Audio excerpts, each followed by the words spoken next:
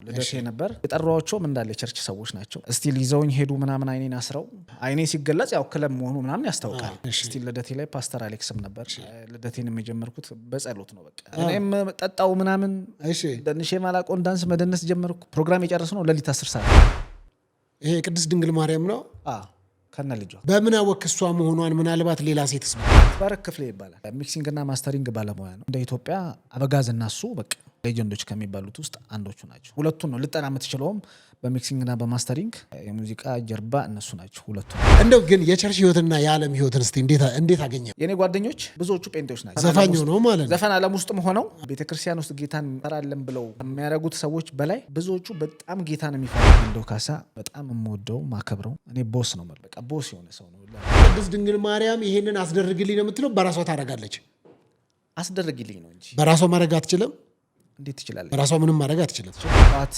ተደወለልኝ ከቸርች ጠረጴዛን ሞልተው ነው የጠበቁኝ ከቁጣም በላይ ሆነ እነሱ ከቸርች ውስጥ ስወጣ ራሱ አስታውሳለሁ በር መትቼ ወደ ቸርች ተመለስ አልመለስም ከዘፈንም ውጣ አልወጣም በዚህ በታለንተ እግዚአብሔርን አክብርበት አላከብርም ስንት ማርያም ነው ለምሳሌ ማርያም ራሱ ብዙ አይነት አለ ስንት ማርያም ማለት የተለያየ ነው ፎቶዎች አሉ የማርያምን አንደኛዋ ማርያም ናት አንደኛዋ ኪዳነ ምሕረት የኪዳነ ምሕረት ስዕል ምን አይነት ነው ብዙ ጊዜ ካያት የኪዳነ ምሕረት ስዕል ሰማያዊ ለብሳ በነጭ ቀሚስ ቆማ እንደዚህ ጎንበስ ብላ ያለችው አይ ቲንክ ኪዳነ ምሕረት ናት ማርያምን ደግሞ በብዙ ትለያታለህ ብዙ ጊዜ የማርያምን ስዕል የምታየው ኢየሱስን ይዛ የመልኳም ሁኔታ ምናምን የማርያም መልክም ትንሽ ቆንጆ ነው ከኪዳነ ምሕረት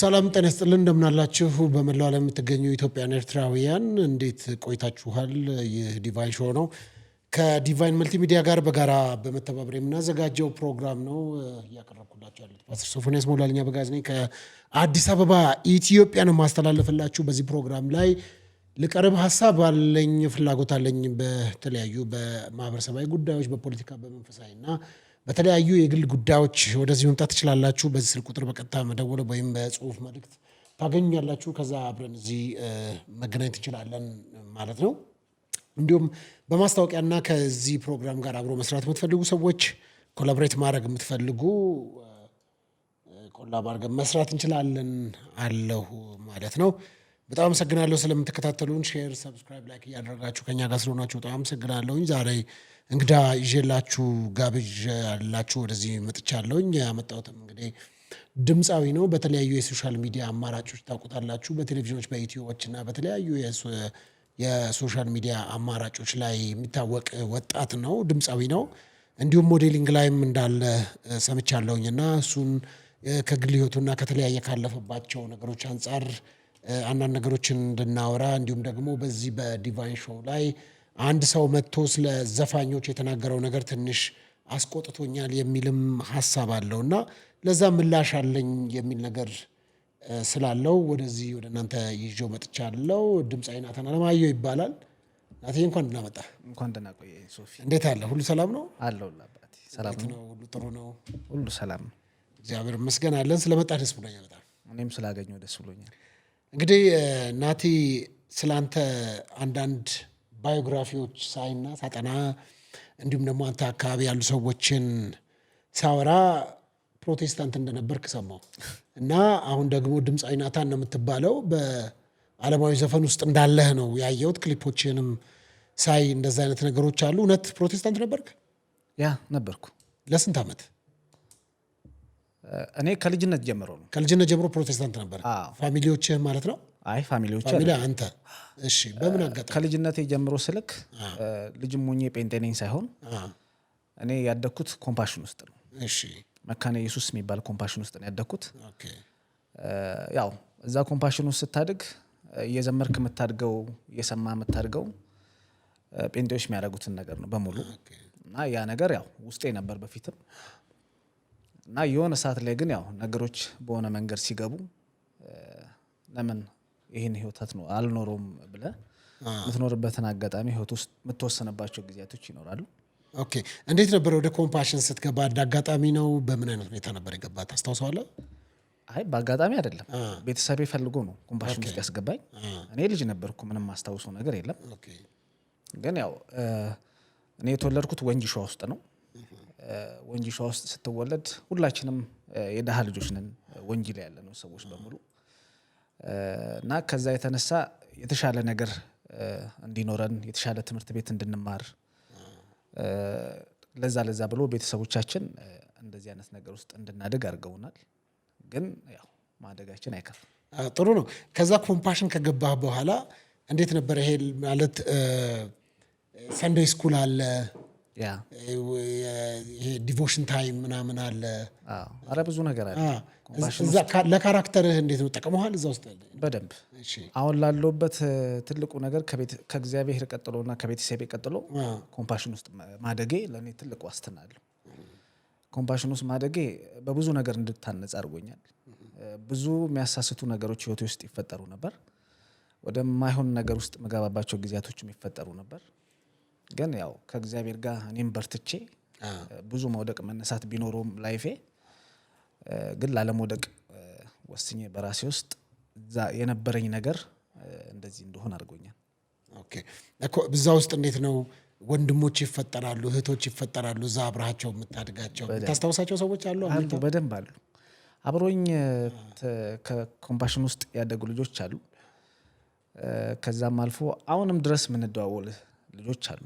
ኮምፓሽን ውስጥ አድገን የተለያየ አይነት የስራ ዘርፍ ውስጥ ነው ያለነው፣ የተለያየ አይነት ማንነት ውስጥ ነው ያለነው። ሁላችንም እርስ በርስም እዛ ተጋብተው ምናምን የኖሩ አሁን በዚህ ሰዓት አሉ ምናምን እና እንደዋወላለን። በሆነ አጋጣሚ እንደዋወላለን። ኮምፓሽን ውስጥ ወደኋላ ተመልሰን ምናምን ያለውን ነገር ለማስተካከል ምናምን እንነጋገራለን። ስለዛም ግን ያው የስራ ሁኔታ ሁላችንንም ስለለያየን በየሀገሩ ስላለን ግን መደዋወሉ አለ አሁንም ድረስ። ጥሩ እንግዲህ በዛ እስቲ እንደው በጣም በቃ በህይወቴ ውስጥ ልጅነት ነው መሰረት የሚጣልበት። መጀመሪያ ቤተሰብ ነው፣ ከቤተሰብ ቀጥሎ ደግሞ ውሎ ነው። ውሎ ደግሞ አንዱ የነበረው እንግዲህ በዛ በኮምፓሽን ውስጥ ስለነበረ እስቲ እስከዛሬ በቃ ጠቅሞኛል፣ ተጽዕኖ ፈጥሮብኛል የምትላቸው ከዛ የወሰድካቸው ከዛ የቀሰምካቸው የተማርካቸው ነገሮች አሉ? በደንብ ለምሳሌ እግዚአብሔርን እንድፈራ አድርጎኛል። በልጅነት ያንን ነገር መማሬ ያንን ነገር ማወቄ እዛ ቸርች ውስጥ በእንደዛ አይነት መንገድ ማደጌ በትልቁ እግዚአብሔር እንድፈራ አድርጎኛል። ከእግዚአብሔር ቀጥሎ ደግሞ እንዳልኩ አሁን ስላለሁበት ነገር መሰረት እንዲሆነኝ ወር ደግሞ ይሄ እንዳልወድቅ እንዳልሰናከል በሰይጣን በብዙ አይነት ነገሮች ሜዳ ላይ እንዳልቀር ብዙ ጓደኞቼ ወድቀው አይቻሉ እና እኔም የነሱ ዕጣ ፈንታ እንዳይደርስ ትልቁን ሚና የተጫወተው እኔ እዛ ቤተክርስቲያን ውስጥ በማደጌ ነው። እዛ ፓስተሩ ቄሶች ምናምን ነበሩ በደንብ አሉ። አይ ቲንክ በጣም የምወዳቸው ማከብራቸው ስቲል አሁንም ድረስ ቅርብ ጊዜ እንደው ለአንዱ ደውዬለት ነበር። ተካለምቦሶ ይባላል። እሱ በቃ አባት ለኛ እንደ አባት ሆኖ ንፍጣችንን እየጠረገ በቃ እየቀጣን እየተቆጣን ምናምን ያሳደገን ተካለምቦሶ ይባላል። በሁለተኛ ደረጃ እታለም የምትባላለች፣ መድኃኒት የምትባላለች፣ በጣም ብዙዎች አሉ። ግን እኔ ማረሳቸው እነዚህ ከኔ ጋር ብዙ አይነት ነገርን ያሳለፉ እንደ እናት እንደ አባት ሆኖ ተቆጥተውኝ ምናምን አሁን ላለሁበት መንገድ ትልቅን መሰረት ይጣሉብኝ ከቤተሰቦቼ ቀጥሎ አሁን ስማቸውን ሪኮመንድ ያደረኩት ሰዎች ናቸው። ጥሩ። ከዛ ወደ ቸርች ገባህ? ከኮምፓሽኑ በኋላ አልገባውም። ትምህርት ላይ ነበርኩ በዛ ሰዓት። ገና የትምህርት ኤሌመንተሪ ተማሪ ነበርኩ በዛ ሰዓት። ኤሌመንተሪ ወንጂ ነው የተማርኩት። 9ና 10ንም ወንጂ ሸዋ ነው እዛው የተማርኩት። ትምህርት ጨርሼ ስወጣ ግን ከ10ኛ ክፍል በኋላ ናዝሬ ነኝ። በቃ እኔ ኮምፕሊትሊ ከ10ኛ ክፍል በኋላ ናዝሬ የነበርኩት። ግን ያው የልጅነት ጊዜን በሙሉ እዛ ነው የነበርኩት ያሳለፍኩት። ኦኬ። ወደ ናዝሬት መጣ ሃይስኩል ላይ ማለት ነው? ሃይስኩል በቃ 10ኛ ክፍል ጨረስኩ። ከዛ ነው ወደዚህ ወደ ናዝሬት ገባው። ክላስ ጀመርኩ ናዝሬት። ግን ያው ናዝሬት ስትገባ ደግሞ እንደ ወንጂ አይደለም ብዙ ነገር። ያኔ ብርቅ ነበር በዛ ሰዓት ናዝሬት ከወንጂ ናዝሬት መምጣት። አይ ቲንክ የአንድ አካባቢ ሰዎች ነን። ወንጂም የምትጠራው ያው በናዝሬት ስም ነው። በአዳማ ወረዳ ምናምን ተብላ ነው ወንጂም እዛው ስር ስለሆነች። ግን ናዝሬት ዝም ብለህ ከቤተሰብ ወጥተህ የምትመጣበት አይነት አገር አልነበረም በዛ ሰዓት። እኔ የወጣሁበት ሰዓት በጣም ናዝሬት ውድ ነበረች፣ እንደሆነ አልነበረች። እዚህም መጥተህ ደግሞ ሰው ለመግባባት ሰው ለመተዋወቅ ያለ አስል አለ። ተከራይተህ ነው ቤት የምትኖረው። እኔ ናዝሬት ስገባ በ60 ብር ነው ቤት የተከራየሁት ለመጀመሪያ ጊዜ። 2006 አካባቢ ላይ 60 ብር ነው ተከራይቼ ቤት የገባሁት። ግን በቃ ሰው ለመልመድ በጣም ሀስል ነበረው። በወር ነው 60 ብር የምትከፍለው? በወር 60 ብር የቤት ኪራይ እኮ ነው ማለት እኮ ገባኝ። የቤት ኪራይ 60 ብር ነበር የምከፍለው። 09 የሚባል ሰፈር ዱቄት አካባቢ። እዛ ነው ብዙ ነገሬን ያሳለፍኩት። በቃ ናዝሬት መግባቴ ደግሞ ሞር አሁን ላለሁበትም ትልቅ እንትን አድርጎኛል። ምክንያቱም ወንጂ ቀርቼ ብሆን ምን እንደምሆን አውቀው ነበር። ወንጂ ላይ ስትሆን ያው ወንድ ያለበት ሀገር ነው የወንጂ ሀገር።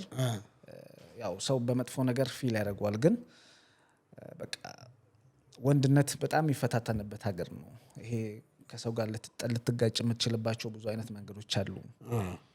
እነዛ ነገሮች ስላሉ በቃ ወንድ ያለበት ሀገር ስለሆነ ወንጂ ላይ ለምሳሌ ወንድነት ስትል እዛ የወንጂ አካባቢ አስተዳደጉ ምናምን የተለየ ነገር አለው? አዎ ማለትም የተለየ ነገር ከሌላው ሀገር የተለየ በጣም ሆኖ ሳይሆን በቃ እንዴት ልበል፣ ይሄ በጸብ ምናምን ትታወቅ ነበር ምናምን ወንጂ በዛ ሰዓት። እሺ የሆነ ሰፈር ከሆነ ሰፈር ምናምን እንደዚህ አይነት ነገሮች ነበሩ። አንተም በቃ ያንን እንትን እየተከተልክ ነበር የምታድገው ምናምን። ታላላቆች እንደዛ ሲያደርጉ አንተም የነሱን ከታች እንደዛ አይነት ነገሮች ያረክ ምናምን ለማደግ የምትሞክርባቸው ጊዜያቶች ነበሩ። እኔም ወደ እነሱ መገባበት ሲቹዌሽን ብዙ ነበር። ግን እንዳልኩ በቃ ክላስ እንደጨረስኩ ቤተሰብ ቀጥታ ከዛ እንደወጣ ነው ያስገደደኝና ናዝሬት መግባቴ አይ ቲንክ እንዳልኩ ወይ ያንን ነገር እንዳልቀጥል አድርጎኛል ብዬ አስባለሁ። ከዛ ናዝሬት አዳማ ላይ ቆየህ፣ ትምህርትን ጨረስክ። ከዛ ግን በዛ ሰዓት የቸርቹ ነገር ቀጠለ፣ ወደ ቸርች መሄድ ምናምን ጀመርክ? ከዛ ምን ሆነ መሰለ፣ ናዝሬት 2006 ላይ አዲስ የሚባል አሁን ነው ፓስተር የሆነው መሰለኝ። ፓስተር አዲስ ድንቁ? አዎ ፓስተር አዲስ ፓስተር ነው። በፊት ግን ገና ቸርች ውስጥ መጋቢ እንደዛ ነው የሚባለው መሰለኝ። ቸርች ውስጥ ነው አገልጋይ አይው ነበር ሲገባ ሲወጣ። የኔ ቤትና እኔ የተከራየሁበት ቤትና ገነት ቸርች አንጾኪያ ትባላለች፣ ጀርባና ጀርባ ነበር እንደዚህና ብዙ ጊዜ ሲገባ ሲወጣ አይዋለሁ ፓስተር አዲስን። እሺ። እና የሆነ ቀን እዛው ሰፈር ውስጥ የሆነ ቦታ ላይ ምግብ ቤት ቁጭ ብሎ አገኘሁትና እሺ በቃ ኮስተር ብዬ ሄጄ ምናምን አንዴ ላወራ እችላለሁ ምናምን ብዬ ጠየቅኩት፣ አወራሁት። እሺ ከዛ ምን ነበር ችግር የለውም አውራኝ ምናምን አለኝ።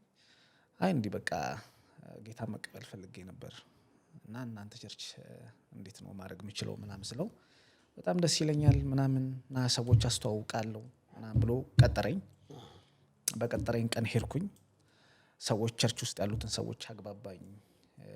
ደህንነት የሚያስተምሩ እነ ፓስተር አሌክስን ምናምን ሁሉንም እዛ ቸርች ውስጥ ያሉትን አባሎች አስተዋወቀኝ። እዛን ደህንነት እንድጀምር ተደረገ። ደህንነት ጀመርኩ፣ ደቀ መዝሙር ጀመርኩ ምናምን በቃ ጨረስኩ። እዛ አገልግሎት ትምህርት ምናምን አገልግሎት ሁሉም ጨረስኩ። መማር ያለብኝ ነገር በሙሉ ተማርኩ። ከዛ መዘምራን አይ ቲንክ ኳየር አለ። ኳየር ውስጥ አይ ቲንክ ምን ላይ ማለትም ዘርፍ ይሰጣል። ቸርች ውስጥ ስትሆን ወደ የትኛው ማድላት ወደ ስብከቱ ወደ አገልግሎቱ ይሻላል ወይስ ወደ መዘምራኑ የሚለው ሐሳብ ይሰጣል። እኔ ወደ መዘምራኑ የሚለውን ሐሳብ እንትን አልኩኝና ወደዛ አይደለም። ከዛን ኳየር ውስጥ ይሄ ያለ ቢ ውስጥ ምናምን ኳየር ገባው። እንደዛ እያልኩ እንግዲህ ቀጠልኩ ማለት ነው። ኦኬ። ከዛ አገልግሎት ጀመርክ?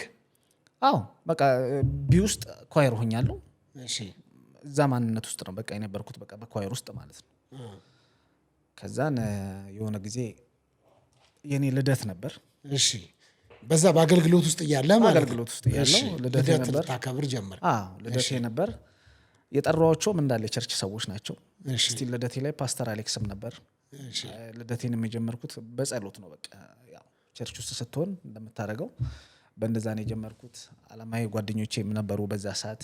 ያው አሁን እኔም ስለሆንኩ ግን ያው በዛ ሰዓት የሚባሉት እንደዛ ነበር እነሱም ነበሩ ጓደኞቼ ምናምን። ከዛን ከነ ፓስተር አሌክስ ጋር ከቸርቹ ኪቦርዲስቶች ጋር ዘማሪያን ጋር ምናምን ፕሮግራሜን ጨረስኩ። የነሱን ፕሮግራም ጨርሼ ልክ ከዛ ከቸርች ሂሳብ ከፍዬ እየወጣው ከቸርች ሳይሆን ከልደቴን ካከበርኩበት ቦታ ሂሳብ ጨርሼ ከፍዬ ስወጣ እንዳጋጣሚ ሆኖ እነዚህ ጓደኞቼ ያገኙኝ ከቸርች ውጭ ያሉ ጓደኞቼ እሺ በጣም ወዳቸው ማከብራቸው ልጆች ናቸው አይ ቲንክ ሰፈሩን በደንብ ያላመዱኝ ምናምን በከፋኝ ሰዓት አብሮኝ የነበሩ ጓደኞቼ ነበሩና ሄኖክ የሚባሉ የዱቄ ሰፈር ልጆች ናቸው እሺ ከነሱ ጋር በጣም ጓደኛው ሆንኩኝና እነሱ ለካ ፕሮግራም ሌላ ቦታ አዘጋጅተውልኝ ነበር በደንብ ብር አውጥተው ምናምን በጣም ክለብ አዘግተው ምናምን እንደዚህ ምናምን ነበር ፕሮግራሙ የነበረውና እኔ አላቅም ይሄ ሁሉ ነገር መሆኑ እስቲል ይዘውኝ ሄዱ ምናምን አይኔን አስረው ከወንጂ ማዞሪያ አይ ቲንክ ናዝሬት ላይ ወንጂ ማዞሪያ የሚባል ቦታ ይታወቃል ከዛ ጋር ይዘውኝ ሄዱት እስቲል አሁንም አላቆም ያንን ቦታ ባይዘው እሺ ይዘውኝ ሄዱ የት ይዘው እንደሄዱ ቦታውን አላቆም እሺ ክለብ መሆኑን ነው ማቀው አይኔ ሲገለጽ ያው ክለብ መሆኑ ምናምን ያስታውቃል ክለብም ለመጀመሪያ ጊዜ ነው ባይዘው ያን ቀን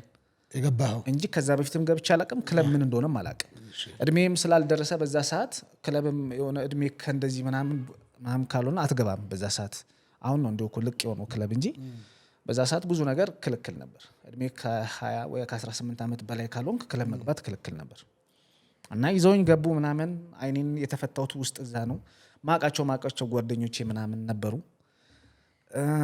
ከቸርች ውስጥ ማቃቸው ልጆች ነበሩ ከቸርች ነበሩ እዛ ከኳይሩ ከኔጋ ኳይሩስ ከነበሩ ልጆች ጋር እነሱም አይ ቲንክ ቀድመውኝ ወደዚህ መጣው ለካ ልደቱን እንደጨረሱ እነሱ ቀጥታ ወደዚህ ነው የመጡት ተነግሯቸው አዎ እና ሁሉም እንትን ይዘው ምናምን እቺ ምትበራዋ ነገር ይዘው እሷን ይዘው ምናምን በቃ ብቻ አይነ ረጅም ሰዓት ስለታሰረ አይኔ ስከፍተው ብዙ ቶሎ ሰው መለየት አልቻልኩም ግን ከሆነ ጊዜ በኋላ ሳያቸው የቸርች ልጆችም አሉ እሺ እና ለካ ቀስ ብለው አምልጠው ነው በዛ ሰዓት ወደዛ ይወጡት ነው በቃ ፕሮግራሙ እንትን አለ ምናምን እኛ አመሸን እነሱ ኬኳ ምናምን ቆራርሰው ላጠበሉ ጠጡ ምናምን እሷን ጨራረሱና ላጠብለው ምናምን ለቸርች ለመናገር ነው መሰለኝ ሲሳቀጥባቸው ለስለላ ነው እንደመጡት ይመስለኛል እኔ ሳልነግራቸው ቀድሜ ያው እነሱ ቀድመው ሄደው ነገሩ መሰለኝ ለቸርች እናንተ እዛ ክለብ ውስጥ እኔ አመሸንኛ በቃ እኔም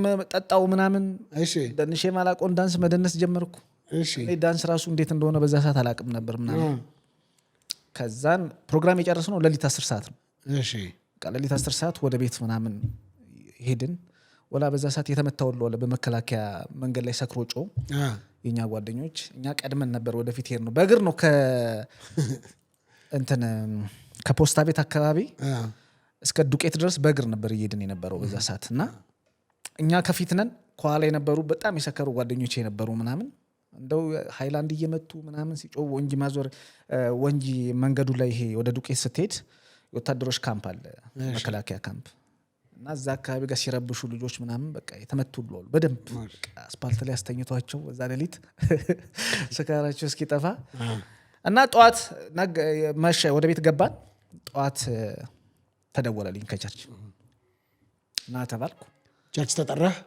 እሺ እና ተባልኩኝ ምናምን ቸርች ሄድኩኝ ቀስማቸው መጥቀስ ማልፈልጋቸው ሰዎች እንደዚህ በቃ ጠረጴዛን ሞልተው ነው የጠበቁኝ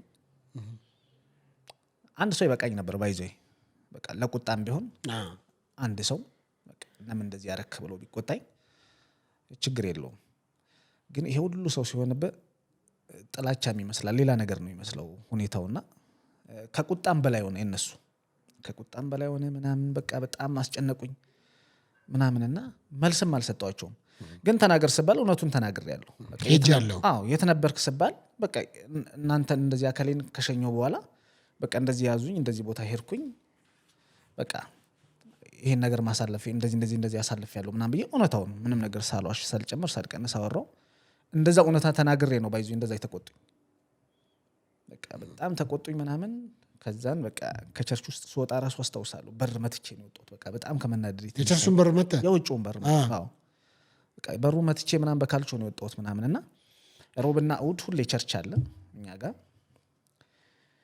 እና ንዴቱም አለ ውስጤ ሮብም ስቀር ማንም የደወለልኝ ቼክ ያደረገኝ ሰው የለም አብሮ የሚጠጣ አብሮ የሚበላ እንግዲህ በዛ ሰዓት ብር ምናምን ነበር እኔ ጋር ምናምንና ብዙ በቃ ይሄ አጀባ ምናምን አይጠፋም ነበር ከቸርች ውስጥ በቃ እኔ ጋር ነው የሚያሳልፉት ከቸርች እሑድ ቀን ሲወጡ ምናምን ምሳ ምናምን በቃ የሚበላው እኔ ጋር ነው የኔ ከቸርቹ ጀርባ ስለሆነ ቤቴ ለምንም ነገር ቅርብ ነው።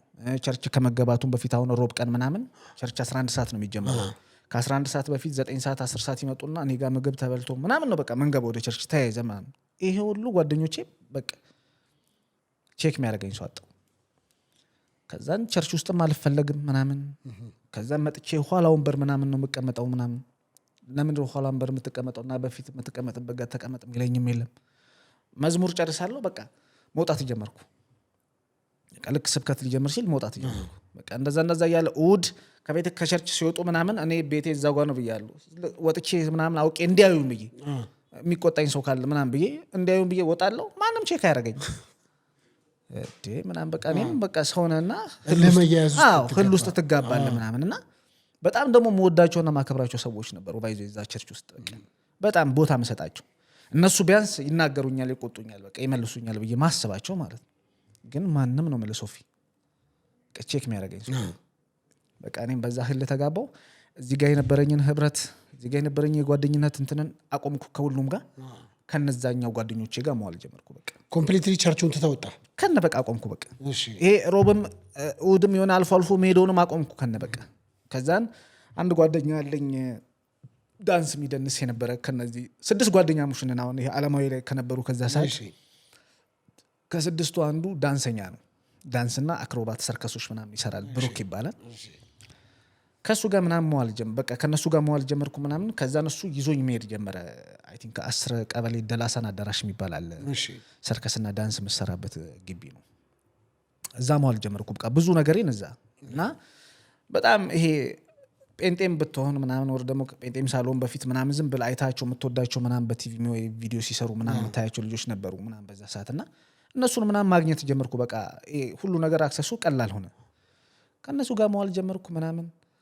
ከዛን እኔ ድሮ ትምህርት ቤት ስማር ልጆኜ ኤሌመንተሪ ስማር ይሄ ብሔር ብሔረሰቦች ምናምን ፕሮግራም ሲዘጋጅ ምናምን እንትን ወዳለሁ፣ ዳንስ ወዳለሁ ያኔ ልጅ ነኝና ሮጬ የወላይታ ልብስ ነበር ማነሰው። ይሄ በቃ በጣም ቀላል ስለሆነ ስትለብሰው ሲቀጥል እንደፈለክ ስለሚያንቀሳቅስ እሱን አነሳለሁ ምናምን። የብሔር ብሔረሰቦች ላይ በቃ አልጠፋም ወይ ዘፍናለሁ። የታደሰ መከተ የብሔር ብሔረሰቦች ዘፈን ነበር በዛ ሰዓት ሸምድጆ ያስኩት ምናምን። ብሔር ብሔረሰቦች የታደሰ መከተ የሚባል ዘፋኝ አለ እና ስለ ብሔር ብሔረሰብ ነው የዘፈነው ሰውየው ማለት ልጁ። አሁን በጣም ወዳጄ ነው፣ ጓደኛዬ ነው። ግን ያው ልጆኜ በደንብ የሱን ዘፈን ደግሞ በዛ ሰዓት ሰራው ነበር። ኦልሞስት በቃ ኢትዮጵያ ውስጥ አሉ የሚባሉትን ብሔር ብሔረሰቦች በሙዚቃ እንትን ብሎ ሰርቶታል በዛ ሰዓት። እና እሱን ወይ ዘፍናለሁ ምናምን ማይክ ይሰጠኛል። ምሽን ትምህርት ቤት ነው የተማርኩት እኔ ወንጂ። እና እንደዛ ነበር ማሳልፈው። እና ያ እንትን ነበረ ውስጤ ይሄ የዳንሱ ስሜት ፍላጎቱ ስለነበረ። ከዛን ምን ተፈጠረ? ይሄ ልጅ ብዙ ነገሮችን አመቻቸልኝ እና ከነሱ ጋር ትሬኒንግ ማድረግ ጀመርኩ ምናምን። በቃ ዝም ብዬ ከኋላ እያየሁ ምናምን መስታወት ላይ ራሴ ምናምን መደነስ ጀመርኩ። እንደዛ እያለ በመሀል እኔ እዚህ አዲስ አበባ የፋዘር ልጅ አለች እዚህ እና እሷ ጋር ክረምት ልቀመጥ መጣሁና እንዳጋጣሚ ነው እዚህ አፍንጮ በር አካባቢ ነበር የምትኖረው እሷ። እዛ እሷ የምትኖርበት አካባቢ ጋር እንትኖች አሉ፣ ዳንስ ማሰልጠኛ ተቋም ነበር።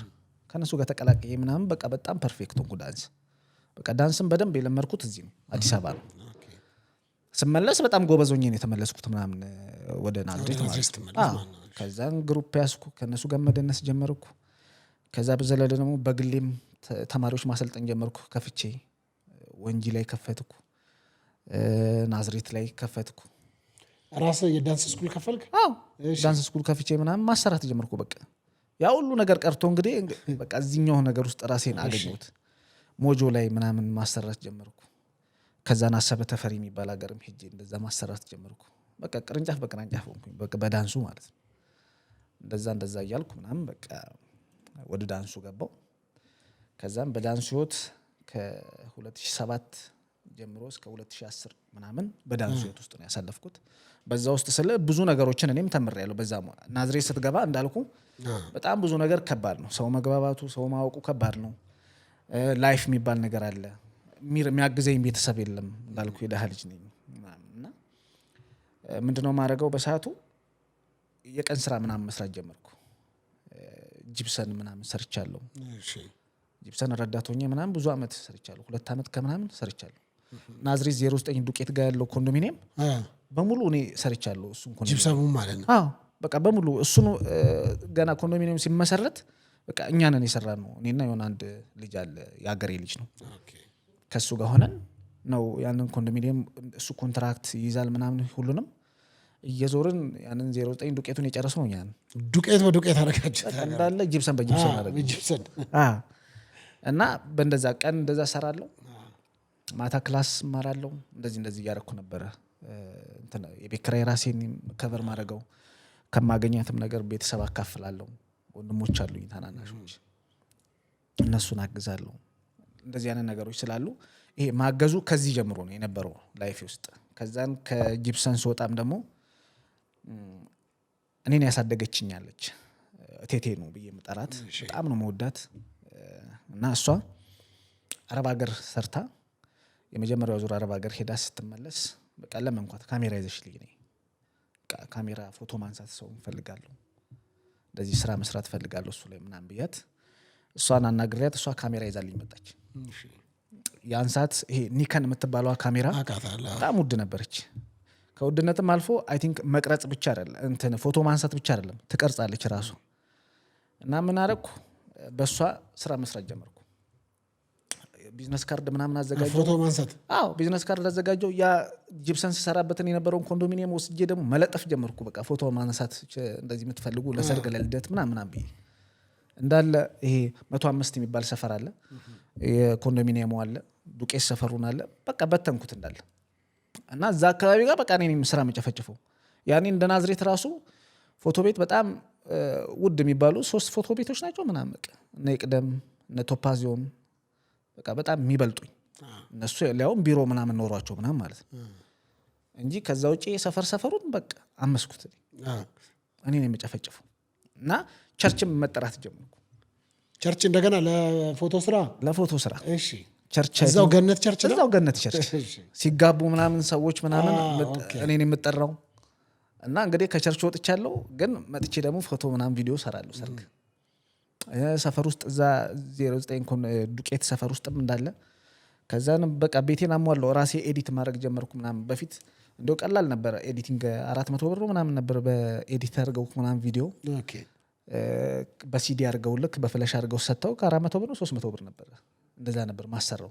እሷም ለምን እንትን እላታለሁ ወጪ አወጣታለሁ ብዬ ራሴ ዲስክቶፕ ገዝቼ ምናምን ቤቴ ጠረጴዛ በስነ ስርዓት ቴብል አዘጋጅቼ ምናምን ራሴ መጨፍጨፍ ጀመርኩ። ኤዲቲንጉንም ራሴ መስራት ጀመርኩ። ያችን 400 ብር ላለማውጣት ማለት 400 ብር በዛ ሰዓት ውድ ነው፣ በጣም ብዙ ነው። እንደዛ ያረኩ ምናምን ራሴን በደንብ በቃ አደራጀው ምናምን። ከዛ በኋላ ነው እንግዲህ ወደ ሙዚቃ የገባሁት። ከዛ ወደ ዘፋኝነት ገባህ? በምን አጋጣሚ እስቲ እንዴት ነበር? ያው እንዳልኩ ሙዚቃ በዳንሱ ስለማሳለፍ ኦልሞስት ከ2007 ነው 8 ጀምሮ እንግዲህ እስከ 2010 ብዙ ነው 7 ጀምሮ ከ2007 እስከ 2010 ድረስ በዳንሱ ነው ያሳለፍኩት። ሙዚቃን በደንብ አውቃለሁ። ብዙ ነገሮችን እንድማር ያደርጉኛል ምናምን ዳንሱ እና የሆነ ሰዓት ራሴን በቃ ቸርች እንዳልኩም እዛ ትምህርት ቤት ላይ ምናምን ሰራ ነበር ምናምን ብያለሁ።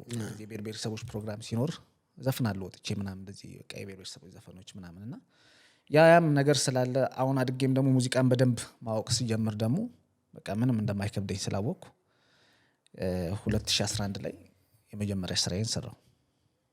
የመጀመሪያ ሲንግል ዘፈኔ ዞራ ዞራ የሚል የመጀመሪያ ሲንግል ዘፈኔን ሰራው። ከዛ በኋላ እያለ እንግዲህ ቀጠለ።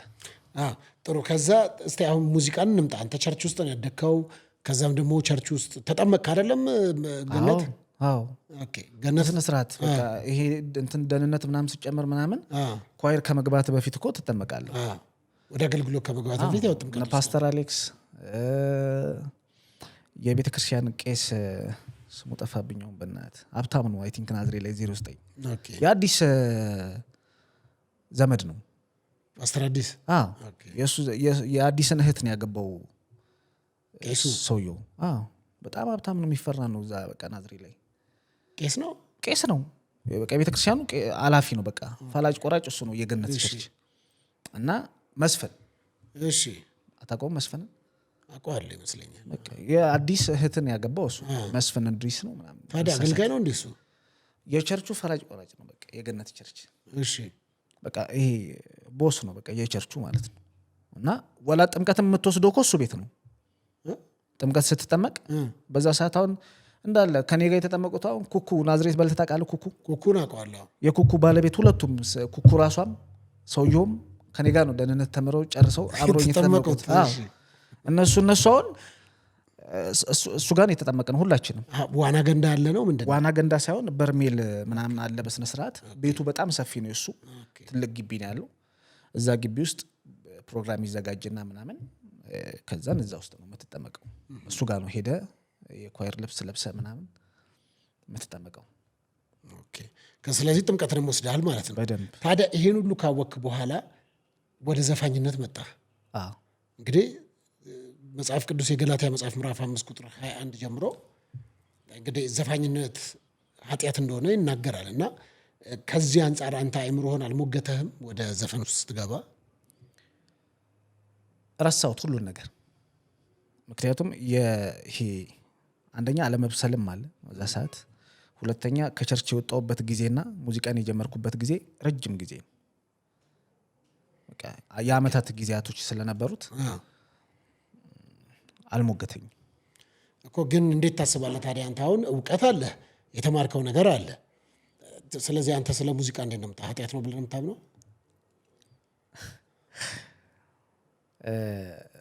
ኢየሱስ ምድር ላይ በነበረ ሰዓት ምን አለ መሰለህ የቄሳርን ለቄሳር ምናምን ብሏል አይደል አንተ ፓስተር አይደለም ጨርሰው ስለዚህ ያው እንደዚህ ብዬ በዘጋው ደስ ይለኛል እኮ ለምን ኃጢአት ነው ወይስ አይደለም የሚለው ነው እኮ አይ ኃጢአት ነውም አይደለም ልልም አልፈልግም ማኔ ምክንያቱም ኃጢአት ነው ካልኩኝ ለምን ትሰራለህ የሚለው ሐሳብ ይመጣል ካንተ ጋር ብቻ ሳይሆን ከብዙዎችም ጋር አይደለምም ብለ ሰውኔን አይቶ እንዲጠፋ አልፈልግ ገብቷል ለዚህ ያው ኢየሱስ ተናግሮታል ብያለሁ የቄሳርን ለቄሳር ምናምን ብሎ የሚለውን ሐሳብ ስለሰጠ በሱ እንትንላለሁ ስለዚህ ቄሳርን ለቄሳር እግዚአብሔርን ለእግዚአብሔር ነው በሚለው አድርገህ ነው የምታልፈው ግን አንዳንዴም ሳይ የነ ኤልያስ መልካ ፋን የነ ኢዮብ ምናምን እንደዚህ የሚያቀነቅኑት ነበር እነ ዘሪቱ ከበደ የሚያቀነቅኑት ነገር ነበር ዘፈን ችግር የለውም በሚል መንፈሳዊነት ይሄን አይነካም የሚል የቀላቀለም ነገር ግን አሁን እኔ ምናምን አለው መሰለ አሁን ለምሳሌ ሙዚቃ ብዙ አይነት አለ ባይዘ አሁን ለምሳሌ ስለ ሀገር ልዘፍን የምትችለው ሙዚቃ አለ ስለ ሴት ሙገሳን የምትዘፍነው ዘፈን አለ አሁን ለምሳሌ እኔ አንተን አንድ ጥያቄ ልጠይቅ ሚስት ካለ ሚስትህን እወድሻለሁ አፈቅርሻለሁ የኔ ቆንጆ ምናምን ብለ በዜማ በሰጣት ይሄን ነገር በዜማ ብትነግራት ለአንተ ኃጢአት ነው አይ እንደውም ሚስትህን እንኳን ሞጋግሳት ይላል መጽሐፍ ፈቅዳል እኮ ማሞጋገሱ አይደለ ግን አንተ ለራስህ ነው ለሷ ነው የምትላት እኮ በምን አይነት መንገድ ነው የምታሞግሳት ዜማ መሆኑ ነው ስተቱ ዜማ መሆኑ ማለት አሁን ለምሳሌ እንዳልኩ አንተ አሁን በአፈ ሊሆን ይችላል አይደል እንደዛ የምትላት ሚስትህን እወድሻለሁ የኔ ሚስት ምናምን የምትላት በአፈ ሊሆን ይችላል ያንን ነገር ወደ ዜማ ቀይራ በዜማ ሚስትህን ብትላት ችግሩ ምንድነው በዜማ ለምን በዜማ ለምን አስፈልገው ኃጢአትነቱ ታዲያ ምን ወጋ ነው እስቲ እኮ አይ አይደለም ኃጢአትነቱ ለምሳሌ ዘፋኝነት ነው አይደለ ግን ለሚስትህ እወድሻለሁ ማለት ኃጢአት አይደለም እኮ እኔም አሁን ለአንድ ሴት ልጅ ያንን ነገር ሙገሳ መስጠቱ ምንድነው አንተ ለስንቷ ነው የምትሰጠው ችግሩ ያ ነው እኮ ችግሩ ለስንቷ አንተ ሰርተህ ትለቀዋለህ ለመላው ዓለም ነው የሚተላለፈው ያ ሚስትህን አሞጋግሳት ማለት ሴቶችን አሞጋግሳቸው ማለት ነው እንዴ ሁሉም የየራሳቸውን እንደሱ እያልኩ አይደል ወይ ደግሞ አንዳንድ ባሎች ማሞገስ ምናምን የማይችሉበት ግጥም የማይችሉ ከሆነ በኔ ግጥም ተውሰው በኔ ዜማ ተውሰው ያሞግሱ ነው ምንድነው ብዬ ነው አዎ በቃ እንደዛ በለው ለሚስቶቻቸው ብዙ ሰዎች መናገር የሚከብዳቸው ሰዎች ሊኖሩ ይችላሉ የኔን ሙዚቃ እንግዲህ እየጋበዙ የኔን ሙዚቃ ሲሰሙ ይሆናል ጥሩ አጋጣሚ ነው እንደው ግን የቸርች ህይወትና የዓለም ህይወትን እስቲ እንዴት አገኘው ቸርች የነበረ ህይወት አለ ከዛ ወጥተህ ደግሞ በዓለማዊ ህይወት እየኖርክ ነው ያለው እስቲ ሁለቱን አነጻጽራቸው የነበረ ሰላም ደስታው ምንድነው እስቲ መረጋጋት ምናምን በምን አይነት ተገልጣቸዋለህ እኔ ቸርች ውስጥ መኖሬ እንድሰከን አድርጎኛል ባይዘይ በጣም ተጋባኛ ነኝ ባይዘይ ይሄ በጸብ በቃ ቲቪተኛ ነኝ። ይሄ ቲቪተኛ ከሚባሉት ውስጥ አንደኛው ነኝ። ማንም ሰው ያቀኛል። አይ ቲንክ ወንጂ ላይም ናዝሬትም ገብቼ ምንም መሰማው ነገር አይደለም። በቃ ለጸብ ቅርብ የሆንኩ ሰው ነኝ። በእኔ ጉዳይ አይደለም ባይዘ ብዙ ጊዜ መጋጫው እንደዚህ አጠገቤ ባሉ ሰዎች ነው እንጂ እኔን መታ በጥፊ ብትመታኝ ምንም መልስ ላልሰጥ እችላለሁ። ግን እንደዚህ አጠገቤ ባለ ሰው ከመጣ አልሰማህም። በቃ ባገኘሁት ነገር ልመታ እችላለሁ። ግን ቸርች አሁን አንተ ይሄ ላነጻጽር ከሚለው ሐሳብ ቸርች ውስጥ በነበርኩበት ሰዓት ቸርች ትልቁ ጥቅሙ ከእንደዚህ አይነት ነገር አንተን ያድናል። በጣም ያንጽሃል። ይሄ ጥጋብን እንዲሰክን ያደርግሃል። እግዚአብሔርን እንድትፈራ ያደርግሃል። ብዙ ነገሮች ዝቅ በቃ ስክን እንዲሉ ያደርግሃል። የቸርች ትልቁ ጥቅሙ ይሄ ነው። እግዚአብሔርን ከመፍራት በላይ ደግሞ ምንም ነገር የለም አይደል? እግዚአብሔርን መፍራት ትልቅ ነገር ነው ለሰው ልጅ እና ያንን ነገር እንድትማር በደንብ እድሉን ያመቻችላል ቸርች። ከቸርች ስትወጣ ደግሞ እንዳልከው ሙዚቃን በራሱ ባይዞ ቸርች በለው። እንዴት ማለት ጥሩ። አሁን ለምሳሌ አንድ ሙዚቃ ለመስራት አንድ አውዲዮ ለመስራት 2 ዓመት 3 ዓመት የሚፈጅበት ዘፋኝ አለ። ከሱ ችግር ሳይሆን ከተለያዩ አይነት አንጻሮች ከአቀናባሪም ከምናምን ችግር እንዳታጣለኝ ከብዙ አይነት ቸርችም አካባቢ ያሉ አቀናባሪዎች እና ዘማሪዎች ከብዙ አይነት አንጻር 3 ዓመት 2 ዓመት የሚፈጅበት ሰው አለ። እንግዲህ ያለን ትዕግስት አስበዋል። በቃ 2 ዓመት አንድ ሙዚቃ ለመስራት ማለት 3 ዓመትን 2 ዓመት አንድ ሙዚቃ ለመስራት መቆየት ማለት አውዲዮ ምን ያክል ሊናፍቅ እንደሚችል ሳሉ ከዛን ሄደ አለማግኘት አለ። በቀጠሮ ቀን ላይኖር ይችላል። ታዲያ የምትቀጠረው ሊያውም እኮ በ6 ወር አንዴ ምናምን ሊሆን ይችላል እኮ። እሷን አንዷን ቀን ጠብቀ 6 ወሯን ሄደ ስትሄድ የለም እና አስብ በዛ ሰዓት እንግዲህ የሚሰማን ስሜቶች ሊያውም አንተ አሁን እዚህ ሀገር ላይ ላትኖር ትችላለህ። ገብቶሃል?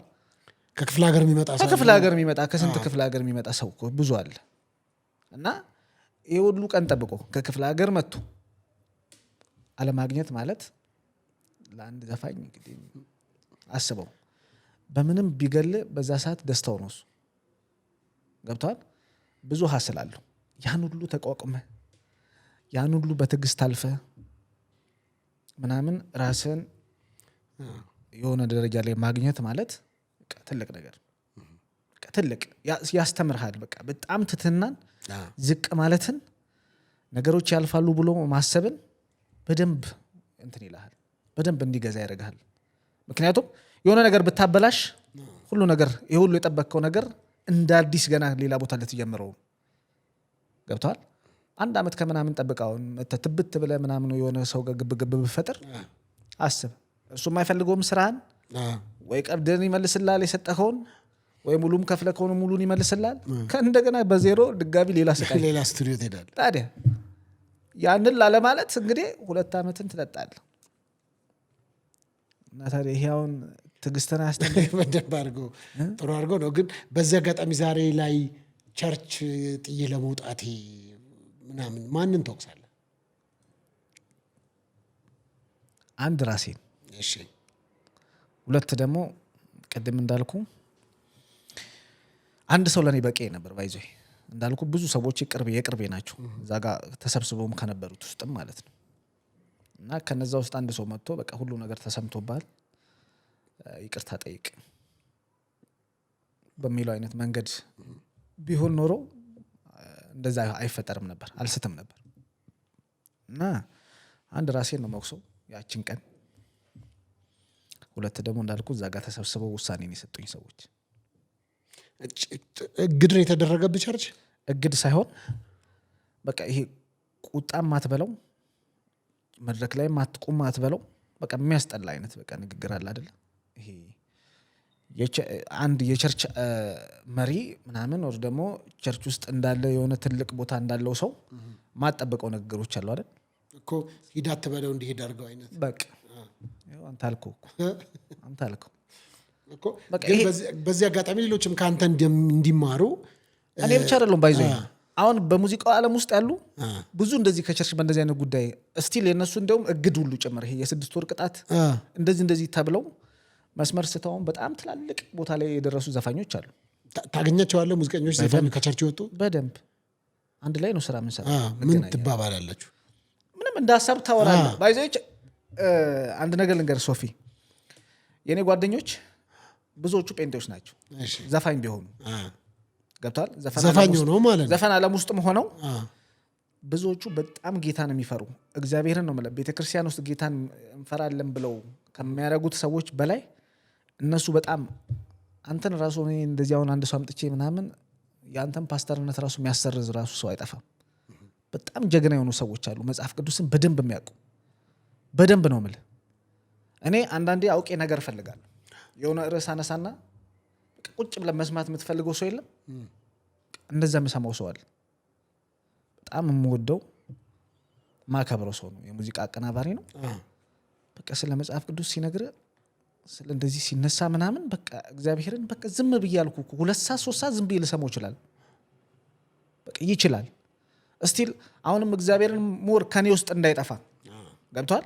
እግዚአብሔርን እንዳላጣ ምናምን የሚያደርገኝ አንዳንዴ ዝም ብዬ እንዳልኩ በቀልድ የሆነ ነገር አነሳና ጠቅ አደርገዋለሁ ሀሳቡን እንዲያመነጭ ምናምን ይነግረኛል ነው የምልህ። በቃ ልክ ቁጭ አድርጎ እና በጣም በእንደዚህ አይነት ነገር እውቀት ያላችሁ ሰዎች አሉ። ባይዞ ቸርች ውስጥ ከሚያጠፉት እዚህ ዓለም ላይ ያሉ ሰዎች በጣም እግዚአብሔርን የሚፈሩ እግዚአብሔርን የሚያከብሩ በደንብ አድርገው የሚያውቁ በቃ አንዳንዴ ስራዬ ነው ብለው ግዴታ የሚያኖራቸው ሰዎች አሉ አይደለ? ዝም ብለው ስራ ነው ብለው ብቻ የሚኖሩ እንጂ በደንብ እግዚአብሔር የሚፈሩ ሰዎች ብዙዎች አሉ።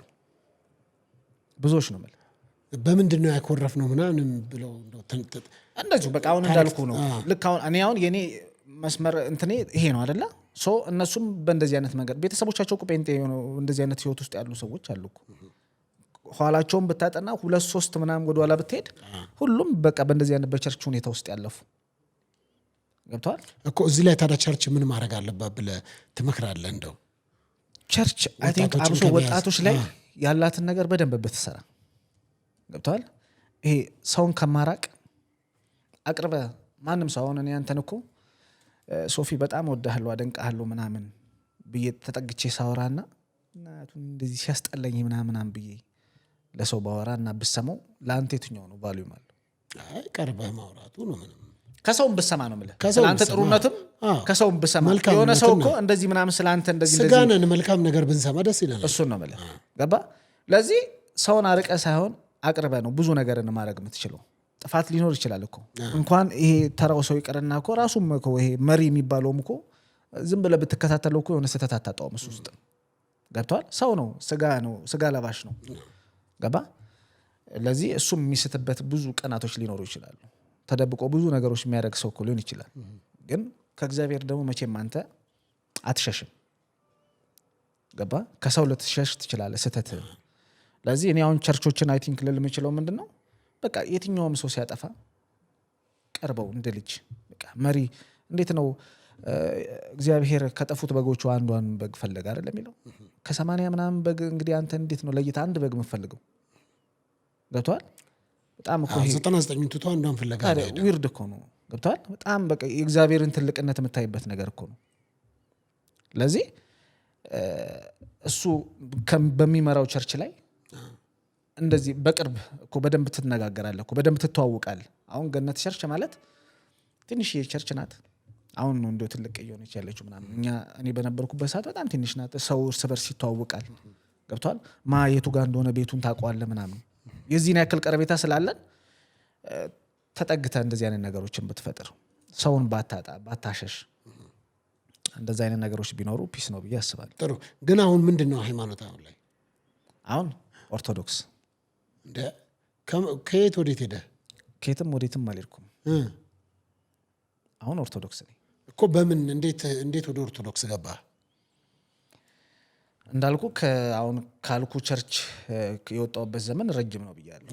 እንኳን ኦርቶዶክስ ለመሆን ይቅርና በሙዚቃ ውስጥም እኮ ብዙ ነገርን አሳልፌያለሁ። በዳንስም ብዙ ዓመትን አሳልፌያለሁ። ግን አንዳንዴ ደግሞ የሚገባ ቃል አለ፣ በቃ የሚገባ ጊዜ አለ። በቃ እኮ እንዴት ተመለስክ ወደ ኦርቶዶክስ ቤተክርስቲያን ብዬ ነው። ራሴን የመለስኩት እኮ።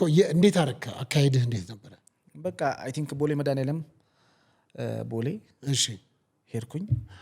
በቃ ትናንትና ህይወቴ እንደዚህ ነበር ለአንድ አባት እንደዚህ ነበርኩኝ ዛሬ ላይ እንደዚህ ላይ ነው ያለሁት ስራዬን ሁሉ ነግሬ እና በቃ እኔ እዚህ ቸርች ውስጥ መሆን እንደምፈልግ በቃ የነበርኩበት ነገር በሙሉ ስህተት እንደሆነ አሁን ግን በቃ መንገዴን ስላገኘው እዚህኛው ህይወት ውስጥ መኖር እንፈልጋለሁ ብዬ አማከርኳቸው ከዛ እሳቸው ደግሞ ያው እንደ ቸርቹ የቸርቹ ስርዓት አለ ራሱን የቻለ ስርዓት አለ እንደዛ ስርዓት ያን ነገር እንዳደረግ አረጉኝ እኮ ተጠመቅ እንደገና አው በቸርች ውስጥ ጥምቀትን ወሰድኩ እሺ ጥምቀትን ወሰድኩ በስነ ስርዓት የምትማረው ትምህርት አለ እዚህ ልክ እዛ እንደምትማረው እዚህ የምትማረው ትምህርት አለ እሺ ኖርማሊ ኦፊሻል ሳታረገው በፊት ማለት ነው እንደዛ አይነት ነገሮችን በቃ ቸርቹ ያለበትን ስርዓት በሙሉ ወሰድኩ አሁን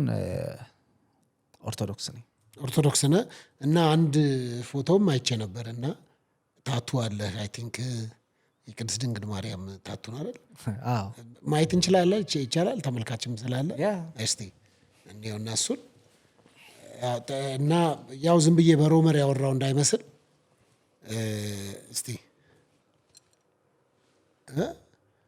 ይሄ ቅድስት ድንግል ማርያም ነው ከነ ልጇ ከየት ነው ያገኘው እሷ መሆኑን ከየት ነው ያገኘው እና እንዴት ነው እጅ ላይ ተሳልካት እንዴት በምን አወቀው ብዬ ነው ጥሩ ጥያቄ አንተ እጅ ላይ አይ ቲንክ መስቀልን አይቻለሁ መሰለኝ መስቀል አለኝ እዚህ ጋር አይደለ አለኛ በርግጥ እኔ ከቸርች ባክ አድርጌ ምናምን ነው የተሰራው ችግር የለውም እሺ እሱነቱ ሳይሆን መስቀል የሚለውን ሐሳብ አንተ እንዴት አወቀው መስቀል ምን መሆኑ እንዴት አወቅ መስቀልማ ክርስቶስ ኢየሱስ የተሰቀለበት ነው በምን አወቅ መስቀል በራሱ በቃ ትርጉም እኮ ምንም መስቀል ክርስቶስ ኢየሱስ ክርስቶስ እንደተሰቀለበት ስላወቅ መስቀል አንተ እጅ ላይ ተሳልክ አይደለ እሺ እኔም ማርያምን እጅ ላይ ተሳልኩት የክርስቶስ እናት ስለሆነች ነው በምን አወቅ እሷ መሆኗን ምናልባት ሌላ ሴት ተስብቶ አንተን ማን አሳየ መስቀልን ስርዓትን ያሳየኩ ክርስቶስ ነው አይደል እኮ መስቀል ነው ክርስቶስን ያሳየ ክርስቶስ ስለተሰቀለበት ነው እንጂ ከዛ በፊት እኮ መስቀል ምን እንደሆነ አንተ መስቀልማ ከዛ በፊትማ የርግማን ነው እኮ የተረገሙ ሰዎች ወይም የውርደት ምልክት እኮ ይነበላል ግን ላንተ ያሳየ ክርስቶስ ነው ኦፍ ኮርስ ክርስቶስ ኢየሱስ ስለተሰቀለበት ነው መስቀል መሆኑ አሁን እሱ ግን ቅድስት ድንግል ማርያም መሆኗን በምን አውቀው ምናልባት ሌላ ሴትስ አድርገህ ቢሆን እንግዲህ በእኛ የእሷ ፎቶ መሆኑን በምን አወቅ ብዬ ነው በእኛ ስርዓት ወር ደግሞ በቸርቹ ስርዓት ማርያም ናት ተብላ የተቀመጠች አለች ገብቷል ለዚህ እነሱ ያመኑባትን ገባ ነው እኔ ማመኘባት እኮ ስንት ማርያም ነው ለምሳሌ ማርያም ራሱ ብዙ አይነት አለ ስንት ማርያም ማለት የተለያየ ነው ፎቶዎች አሉ የማርያምን አንድ አይነት ሁለት አይ ቲንክ ይወለ አንደኛዋ ማርያም ናት አንደኛዋ ኪዳነ ምሕረት ናት እኮ ማን ኪዳነ ምሕረትና ማርያም ምንድነው የሚለያዩት ማርያምን አይ ቲንክ ብዙ ጊዜ ይለያል የማርያም ስዕልም ይለያል ኪዳነ ምሕረትም ስዕል እኮ ኪዳነ ምሕረት ማን ናት ኪዳነ ምሕረትማ ገድልን የሰራች ናት ገድል የሰራች ነች ማርያም ደግሞ ኢየሱስ ክርስቶስን የወለደች ናት እኮ ምንድነው ልዩነታቸው ነው እንዴት በደንብ ልዩነት አላቸው እንጂ ማርያምማ ማርያም ናት እኮ በቃ ማርያም ናት ኪዳነ ምሕረት ደግሞ ምንድነው ገድል የሰራችው ኪዳነ ምሕረት ገድል የምታስታውሰው አለ ማስታውሰው የለም ግን ገድል እንደሰራች ሰምተሃል ያው ሲያወሩም ሰምቻለሁ ነው በቸርችም የሚነገር ስለሆነ እንዴትኛውም ሰው መስማውን ተሰማለ እኮ የኪዳነ ምሕረት ስዕል ምን አይነት ነው ብዙ ጊዜ ካያት የኪዳነ ምሕረት ስዕል ሰማያዊ ቀሚስ ለብሳ ነው እሺ በነጭ ቀሚስ ሰማያዊ ለብሳ በነጭ ቀሚስ ቆማ እንደዚህ ጎንበስ ብላ ያለችው አይ ቲንክ ኪዳነ ምሕረት ናት ማርያምን ደግሞ በብዙ ተለያታለ ብዙ ጊዜ የማርያምን ስዕል የምታየው ኢየሱስን ይዛ አይ ቲንክ የሷም እንትን ስርዓት ይለያያል የመልኳም ሁኔታ ምናምን የማርያም መልክም ትንሽ ይለያል ከኪዳነ ምሕረት ይለያል ተው አንተ እንደዛ አትበል እንዴት ቆንጆ ናት መልክ ስዕሉን እኮ ነው አይደለም ከኪዳነ ምሕረት ማርያም ቆንጆ ናት ስትል ሌላ ነገር ነው ያልኩ ማርያም ትታወቃለች በቃ የማርያም ስዕል በደንብ ይታወቃል ከኪዳነ ምሕረት እሷ መሆኗን ሰምተህ ነው እንጂ ምንም ማረጋገጫ የለህም ማለት ማርያም ነች ሲዩ ሰምተህ በቃ ከሆነች ብለህ የተሰራው ከሆነች ብለህ የሚባል ነገር አለ እንዴ በቃ ማርያም ናት እንጂ እኮ ገባኝ እቺ ማርያም መሆኗን ማስረጃ የለህም አንተ ቸርቹ አለው የራሱ የሆነ ቤተክርስቲያን አሁን ኦርቶዶክስ ቤተክርስቲያን የሚከተልበት እኮ ለምን አትጠይቅም ታዲያ? እቺ ማርያም መሆኗን በምን ማስረጃ አለ? በምን እናውቃለን ብለህ ለምን አትጠይቅም? ነጭ ስላሉ ብቻ ለምን ትከተላለህ? እኔ ማን ነኝ መጀመሪያ? እኔም እኮ አሁን እኮ አይ ቲንክ ኦርቶዶክስ ነኝ አልኩ እንጂ የኦርቶዶክስን ስርዓት ጠብቄ የምኖር ሰው ነኝ እያልኩ ስርዓቱን ጠብቀህ እኮ አይደለም። አትሊስት የምታደርገውን ነገር የሆነ ሰው የሚበላ ሲሰጥ ምንድን ነው ከምን የተሰራ ነው የምን ስጋ ነው ምናምን ብለህ ትጠይቃለህ እኮ ስትበላው እኮ። እቺ ማርያም ነች ሲልህ ሰው የሰጡን ሁሉ ስትቀበል ልትኖር ነው ማለት ነው። ማመን ከብዙ ነገር እኮ የተሻለ ነው እኮ። የምታምነው እግዚአብሔር ነው እኮ። እግዚአብሔርን እኮ ውደደው ነው እንጂ ተባልከው እመነው አልተባልክም። እግዚአብሔርን አምናለሁ እኮ። እግዚአብሔርን ነው የምታምነው። እግዚአብሔር ታዲያ ይሄ የማርያም ስዕል ነው ብለዋል ወይ እሷ ፎቶ ነው ብለዋል እግዚአብሔር? እንደዛ አይደለም። እግዚአብሔር እንዴት እኔ ሊለኝ ይችላል የማርያም ስዕል ታዲያ? አለበለዚያ ሰዎች ላይ ነገር ግን ይኸውልህ ስማ፣ አሁን ይሄ ሌላ ነገር ውስጥ አትወስደውና አይደለም ሌላ ነገር አትወስደው ሳይሆን ይሄ የማርያም እንትን ተጽዕኖ ያለብህ ስለመሰለኝ ነው። በጣም ነው የምወዳት። እኔ እኮ ጥላት አላልኩም፣ እኔም ወዳታለሁ እኮ። ይቺ ግን ማርያም አይደለችም። በምን አወክ ነው አንተ ራሱ? አሁን ማርያም አይደለችም ብለህ እርግጠኛ ሆነ የምታወራበት መንገድ ለምንድን ነው? መጽሐፍ ቅዱስ አይላትማ። እንዴት ነው ማለት? እቺ ማርያም ናት የሚል አለ? እንደሱ ሳይሆን በቃ አሁን እኔ ባጭሩ ልመልስ። ከየት ነው መረጃው? ወይ ልመልስ ባጭሩ። አሁን እኔ እንደዚህ ስለ አይ ቲንክ ስለ ደግሞ ብዙ ማቅ አይነሱ አይደለም። መሳሳትም አልፈልግም። ብዙ ነገርን ማይሆን ነገር ውስጥ መግባት መሳትን ስለማልፈልግ ቤተክርስቲያኑ ያመነባት ማርያም አለች። ገብቷል? በየቤተክርስቲያኑ ግቢ ውስጥ ተቀምጣ የምትቀመጥ ማርያም አለች። ለዚህ ሰው እዛ ጋር ስላመናት ነው በቃ ማርያም ናት ብሎ ስለተቀበላት ነው አይደል? ያ ቤተክርስቲያን። ስለዚህ አንተ ቤተክርስቲያኑን አይተህ ነው እንጂ የምታውቀው ነገር ቤተክርስቲያኑ የተቀበለውን ተቀብለሃል ሁሉ እቀበላለሁ። ስለተቀበልኩም አይ ቲንክ እጄ ላይ አኑሬያታለሁ። ጥሩ። ለዛች ምስልስ ትሰግዳለህ? ለፎቶ ትሰግዳለህ? ለምን ብለህ? አንደኛ ስለምወዳት፣ እሺ። ሁለተኛ ደግሞ ያው ብዙ ጊዜ አጨቃጫቂ ተደጋጋሚ እንዳይሆን ብዙ ሰዎች ታማልዳለች አታማልድም የሚለው ሀሳብ አለ በራሱን የቻለ። እኔን ስላማለደች በብዙ አይነት መንገድ እሺ፣ ምልጃህ ላይ ይመጣልሃለሁ። ለዛ ፎቶ ሰግደህ የቱ ጋር ነው መጽሐፍ ቅዱስ ምን ቤተክርስቲያኗ ስገዱ ትላለች? ለዛ ምስል መስገድን እንዴት ነው የምትወስደው አንተ? መስገድ ነው በቃ ለአንድ ነገር መስገድ ማለት እኮ አሁን ለምሳሌ ጸሎት ስታደርግ አንተ ቤተ ትንበረከካለህ አይደል? ለምን ነው የምትንበረከከው? ዝቅ ብለህ ነው ወደ እግዚአብሔር ወደ አምላክ። በቃ እኔ አይ ቲንክ እኔም የምንበረከከው እዛ ጋር አንደኛ ለእሷ ካለኝ ክብር አንጻር ነው። እሺ፣ እሷን ከመውደድም ነው። ሁለተኛ አይ ቲንክ እዛ ጋር ምጸልየው ጸሎት እንዲደርስልኝም ስለምፈልግ እኮ ወደ ስዕሉ እኮ ነው እየጸለይክ ያለው። ለምን መሰለህ? ስዕሉ ይሰማል እንዴ? ይሰማል ምናምን ሳይሆን አሁን ለምሳሌ መንፈሳዊ የሆነ ነገርና መንፈሳዊ ያልሆነ ቦታ ላይ ጸሎት ስታደርግ ለአንተ የሚሰጥ የሆነ ስሜት ይኖራል አለ፣ ልዩነት አለው አይደለ? ለዚህ የሆነ አሁን ለምሳሌ ብዙ የኦርቶዶክስ ተዋህዶ ተከታዮች ላይ ማየውን ነገር አንድ ቤት ውስጥ መንፈሳዊ የሆነ ነገር የሚመስል በጣም የሚያምር ቤቷን በደንብ አድርገው እንትን ብለው አስተካክለዋት ምስሎች አድርገው ምናምን እንደዚህ አይነት ነገር ውስጥ ገብተህ ትክክለኛውን መንገድ በቃ የሆነ ጸሎት ስታደርግ የሆነ ለአንተም የሆነ ኮንፊደንስ ኖሮ ያንን ነገር ጸሎት እንድታደርግ ያደርግሃል። ከዛ አንጻር ውሰደው ነገሮችን። ዝም ብለህ ቦታም ደግሞ ሄደህ ተንበርክከህ ምናምን ስትጸልይ ለአንተ ሴንስ ላይሰጥ ይችላል። ገባኝ። ለምንድን ነው አሁን እኔ ጥያቄ ስዕሉ ይሰማሃል ወይ? ስዕሉ እንዲሰማኝ አይደለም መጸለየው እኮ ወደ እግዚአብሔር ነው። ታዲያ ለምን ወደ ስዕሉ ትሰግዳለህ? ምን ችግር አለ ወደ ስዕሉ መንበርከኬ? ለምን ስዕሉ ምን አያይህ? ስዕሉ እየነገርኩ እኮ ነው። ጀስት እኔ አሁን እዛ ጋር እንደዛ መሆኔ አሁን እኔ ያለው አይደለ? የኔ ፎቶ አለ። ያንተ ፎቶ ስር ለምን ሰግዳለሁ እኔ? ታዲያ የሷ ፎቶ ስር ምንድን ነው የምሰግደው ታዲያ? በቃ የሷን ምስል አድርጌ ስሰግድ እኔ የሚሰማኝ ስሜት አለ። ለኔ ምንድን ነው የሚሰማ? ደስታ፣ ሰላም፣ እነዛ ነገሮች ስለሚሰሙኝ እሷን ከፊት ለፊት ያደርጌ ልሰግድ እችላለሁ። ቆይ የማርያም ስዕል ብቻ ነው እንደ ባይዘው ያለው? ኢየሱስም እኮ አይ ቲንክ በምስል አለ አይደል? እሺ፣ አንተ ቤት የለም? ምሳሌ ነው። ቆይ ቤት የለም? አይ እኔ ጋር የለም። ቤት የለም? ኦኬ። ግን እኔ ጋር አለ እኮ። ምሳሌ ነው ሲጀመር እንጂ ኤግዛክትሊ የሱ ፎቶ ነው የሚል ምንም አይነት መረጃዎች የሉም። በቃ ብቻ ምሳሌም ይሁን ምንም ይሁን እዛ ጋር አይ ቲንክ ይሄ ሰይጣናዊ ነገር ይሄ ምናባዊ ነገር አሁን ለምሳሌ ሰው ሰይጣን ሲባል የሆነ ምስለው ስዕል አለ አይደለ? ኢማጂን አይደለ? እግዚአብሔር ስትል ደግሞ የምታስበው አይነት ሀሳብ አለ። ስለዚህ እግዚአብሔርን የሚመስል ነገር ባለበት ነገር ላይ የእግዚአብሔር መንፈስ ባለበት ነገር ላይ ተንበርክከ አይ ቲንክ የእግዚአብሔርን መንፈስ መጥራት ወይ ደግሞ ለእግዚአብሔር ክብርን መስጠት ጸሎትን ማድረስ ምንም ችግር የለውም። አሁን ከምስሉ ጋር ነገሮችን እንትን አታርግ እኮ። እሺ ወደ ማርያም ጸልየህ ታውቃለህ? ሰምተህ ታውቃለች? በደንብ ምን ብለህ ጸልየህ ተሰማች? እስቲ ለእሷ የጸለይኩት ጸሎት እሱማ ጸሎት ይነገራል። ጸሎት አይደለም ምልህ እንዴት ምን አረገችልሽ ወይም ካረገችልህ ነገሮች? ያሰብኩት ነገር ብዙ ጊዜ ተሳክቶልኝ ያውቃል እኮ። እንዴት ማለት ነው ያሰብከውማ? ከአንተም ካረከው ይሳካል። አሁን ለምሳሌ እኔ በህይወቴ ውስጥ እንዲሳካ ወይ ደግሞ የሆነ ነገር ህይወቴ ላይ እንዲጨምር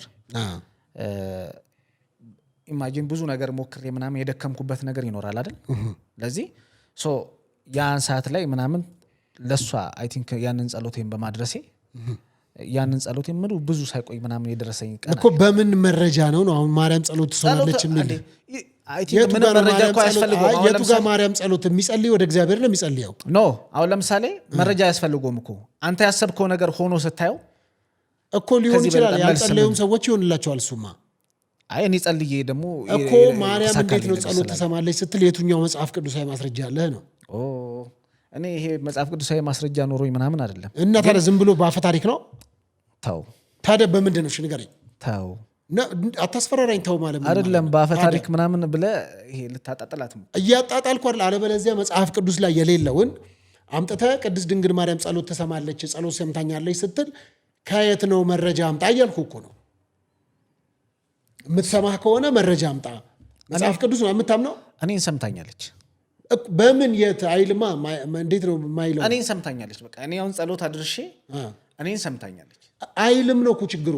እሱ ይበላ ይበላ አይደለም እንዴ? ይበላ ይበላ አይደለም ሳይሆን ከየት አምጥተህ ነው የምትለው? ይኸውልህ እኔን ሰምታኛለች። አሁን ይሄ ለእኔ መልስ ሊሆን ይችላል እኮ። እኔ ጸልዬ አይ ቲንክ ያሰብኩት ሀሳብ ተሳክቶልኝ መድረስ የፈለግኩበት ሊሆን ይችላል።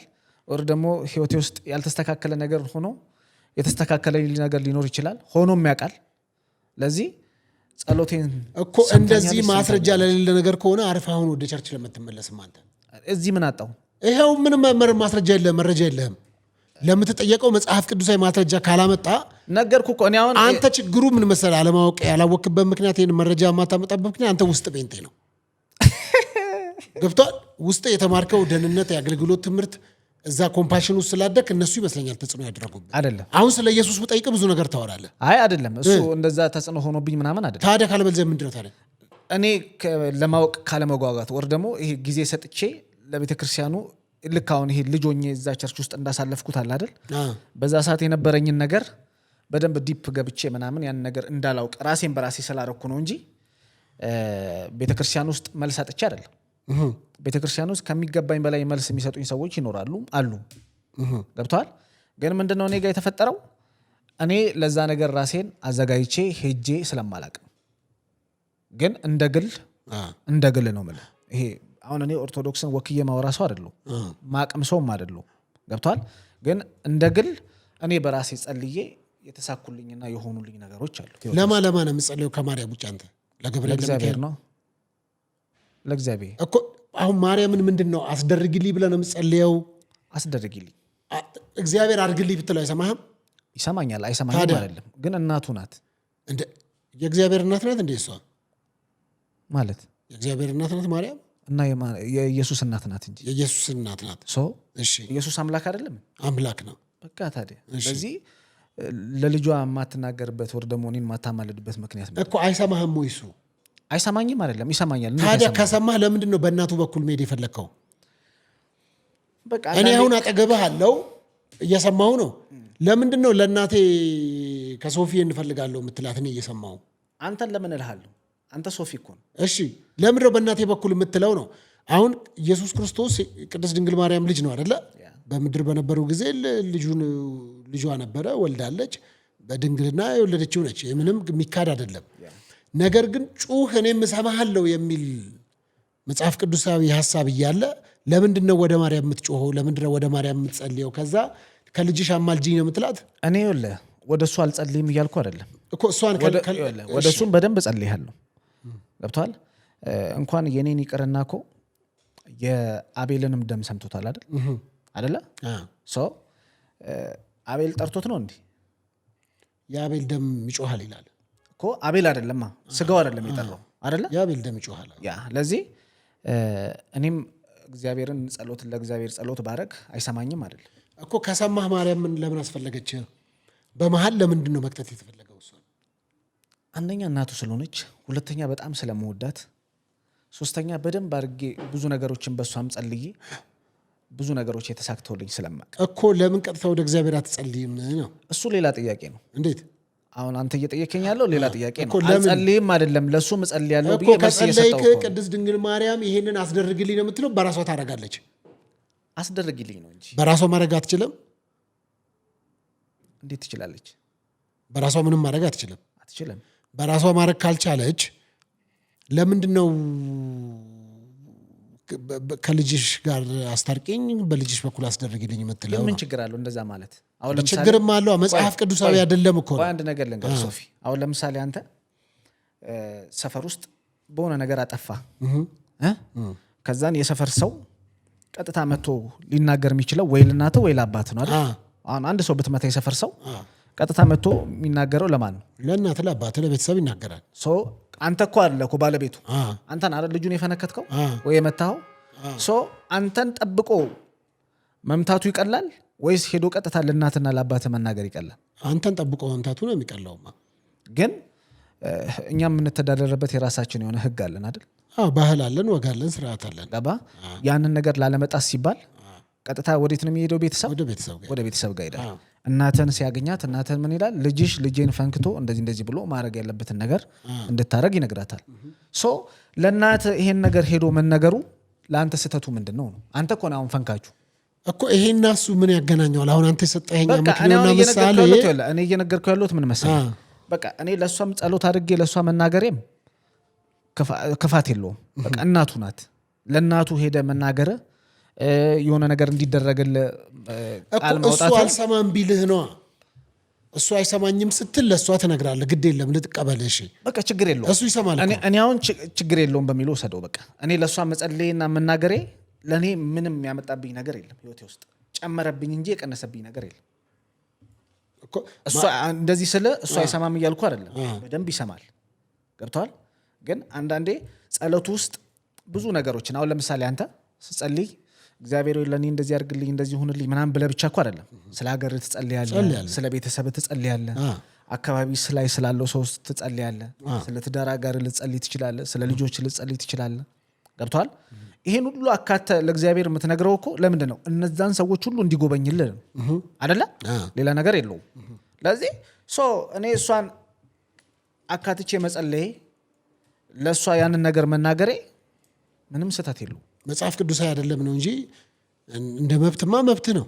በቃ መብቴ ስለሆነ የፈለከውንም ሰው መጥራት ትችላለህ። በቃ እንደ መብት ተቀበለው እንጂ ግን መጽሐፍ ቅዱስ አይደግፈውም ነው። ችግር የለውም እሱ። ጥሩ። እንግዲህ እስቲ ከዚህ በኋላ አሁን አንተ እንዴት ነው የምትቀጥለው? ኦርቶዶክስ ሆኜ ነው። አትመለስም ወደ ቸርች? አልመለስም። እኔ ግን እንደ ወንድም ምከረኝ ካልከኝ ወደ ቸርች ተመለስ። አልመለስም። ከዘፈንም ውጣ። አልወጣም። ከዛ ወደ ዝማሬ አገልግሎት ግባ። ከዛ በዚህ በወጣትነት በዚህ በድምፅ በዚህ በታለንት እግዚአብሔርን አክብርበት። አላከብርም አይደለም እግዚአብሔር። ቆይ አንድ ምሳሌ ልስጥ። እሺ አሁን ለምሳሌ ሰው የራሱ የሆነ አይዲዮሎጂ አለው አይደል? አሁን አንተ ስትኖር ቤተሰብ የምታስተዳድርበት ነገር ሊኖር ይችላል። ከኋላክ ብዙ ሰዎች ሊኖሩ ይችላሉ። እነዛን ነገሮች በምን አይነት መንገድ አግዛለሁ የሚለው ሀሳብ ብዙ አንተ ውስጥ ሊመላለስ ይችላል። ያ መሰረት ብለህ ስህተት ቢሆንም መሰረት ብለህ የያዝከው ነገር ህይወት ውስጥ ሊኖር ይችላል። በቃ እየሰራ ቤተሰቦችን እያገዝክበት ያለበት ነገር ማለት ነው። ለዚህ ያንን ነገር አቁመ ከዜሮ ጀምር ማለት ሊያውም በዚህ ህይወት ላይ በዚህ ላይፍ ላይ ዜሮ ነው። ግን እግዚአብሔርን ደግሞ አላከብርም አይደለም። እግዚአብሔርን ማከብርበት ጊዜ በደንብ በሰፊው አለ።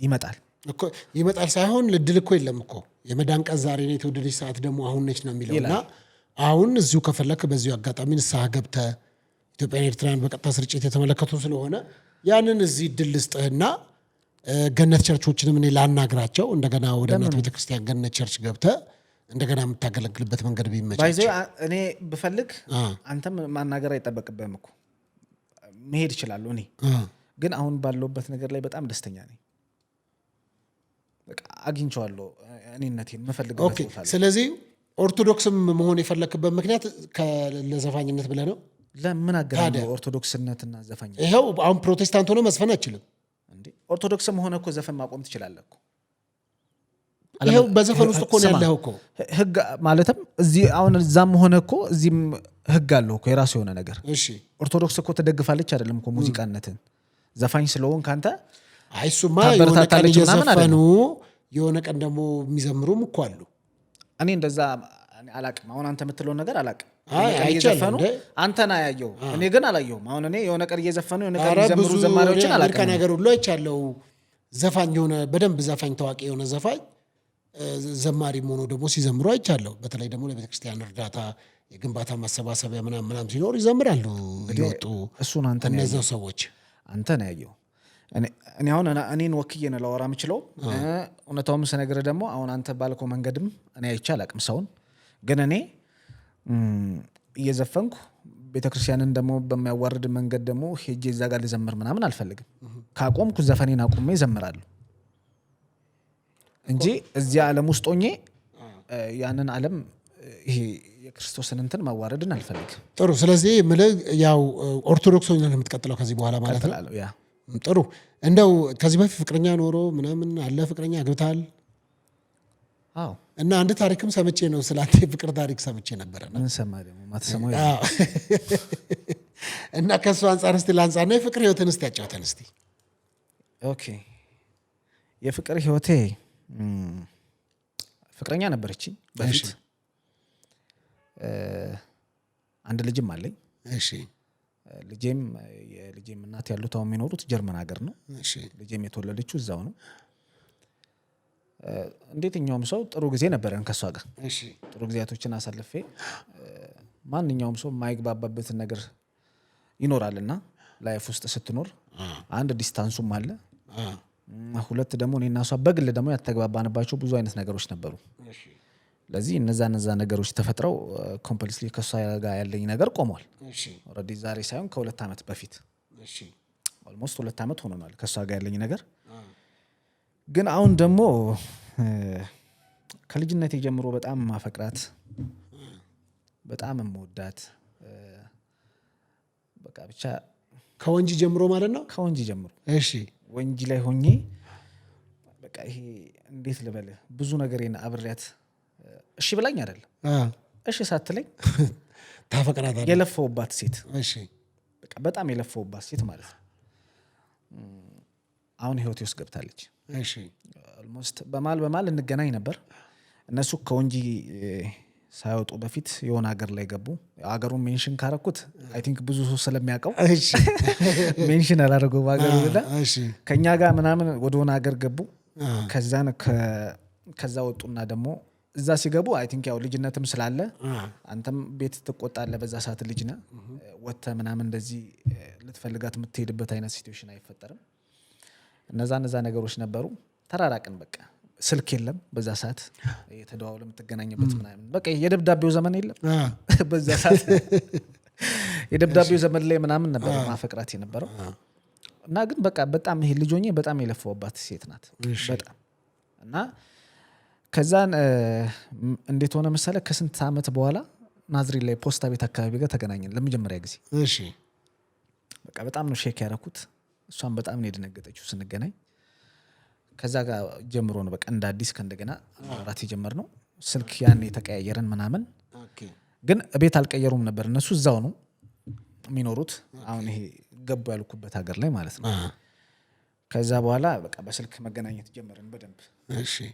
በደንብ መግባባቱ ሲመጣ በአካልም ሄጄ ያገኘዋት ምናምን እዛ እነሱ ያሉበት ሀገር ላይ ያለው የሚቆጣኝ ሄጄ በአካል አግኝቼ ምሳ በልተን ምናምን እዛው ሰፈራቸው ውስጥ አካባቢ ነበር የተገናኘነው ኦኬ ከዛን እኔ ወደ ናዝሬት ተመለስኩ ያ ነገር በቃ እያወራን በመሃል እንትን ተባባልን ተጠፋፋን። ደግሞ እንደገና አለመግባባቱ መጣ። እሺ ያን ሰዓት ምን ሆንኩ መሰለ እኔም ትንሽ ትብት አልኩ። ይሄ ፍምስናው ምናምን ምናምን መጣ መታወቁ ምናምን በዳንሱ ምናምን ሰዎች ማወቁ ምናምን ሴቶች ማወቁ ምናምን መጣ እና ይሄ የልጅነት ነገሩ ጠፍቶ ይሄ ቶሎ እሺ እንድትል የምትፈልጋት አይነት ሴት አለች። አሁን እኔም እንደዚህ ነው ፕሮፋይል አለኝ ነው። ያንን ነገር ምናምን አክት ማድረግ ምናምን ጀመርኩ። እሷ ደግሞ ጭራሽ ማትወደው ነገር ነው በቃ እንደዚህ አይነት ነገር ጭራሽ ነው የምልህ። እና በዛ በቃ ተደባበርን። ከዛን በመሀል ክፍተት ፈጠረን ምናምን። ከዛን እሷም 11 12 ጨረሰች፣ ግቢ ገባች። ድሬዳዋ ዩኒቨርሲቲ ነው አይ ቲንክ የተማረችው። እዛ ገባች። ከዛን ድሬዳዋ ዩኒቨርሲቲ ሆና 2ኛ ዓመት ነው ምናምን ሆና ደግሞ ድጋሚ ተገናኘን። በስነ ስርዓት በቃ እንገናኝ እናውራ ተባብለን። እሺ ኤግል የሚባል ሬስቶራንት ናዝሬት ላይ ያለው ሆቴል፣ እሺ እዛ ተገናኘን። ነገሮችን ለማውራት ሞከርን። በቃ አሁን እንደዚህ ታይ በቃ አብረን እንደዚህ አይነት ነገር ሐሳብ አነሳው። እንዳጋጣሚ ሆኖ ጀስት እኔ እሷን ላገኛት በደንብ ላወራት በፈለኩበት ሰዓት አንድ ጓደኛዬ አብሮ አደጌ ድንገት አገኘሁት። እሺ ድንገት አገኘሁትና መጥቶ ተቀላቀለን እና ይሄ በቃ እንዳናወራ አረገን። በቃ ይሄ የልብን እንዳታወራ በቃ ቁልፍልፍ አረገብን። እኔ ግን እሷ ጀስት የመሰላት እንደው አሁንም ድረስ ስትወቅሰኝ የነበረችው አውቄ እኔ እሱን የጠራሁት ምናምን የመሰላት።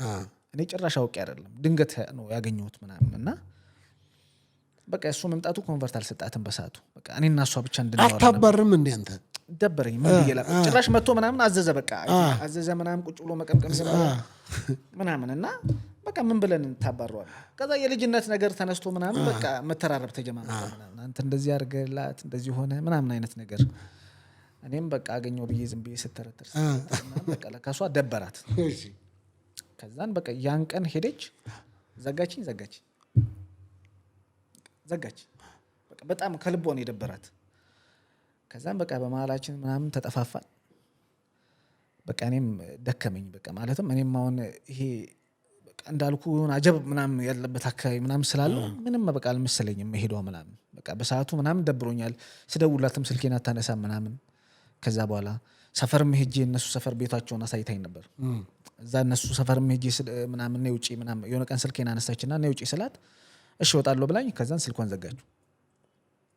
በቃ ያያም ነገር ሲጨማመርብኝ ምናምን በቃ ደበረኝ እኔ። ከዛ በኋላ እኔ መደወል አቆምኩ ምናምን።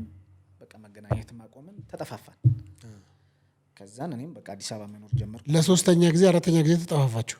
ለሶስተኛ ጊዜ ተጠፋፋን። እሺ ያውኑ በቃ ጠፋን ሁለታችንም።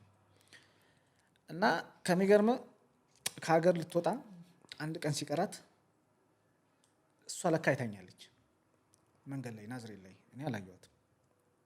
እና በጣም ከፍቷት ነበር በሰዓቱ። ልታወራኝ እንፈልጋለች ግን ፈራችኝ።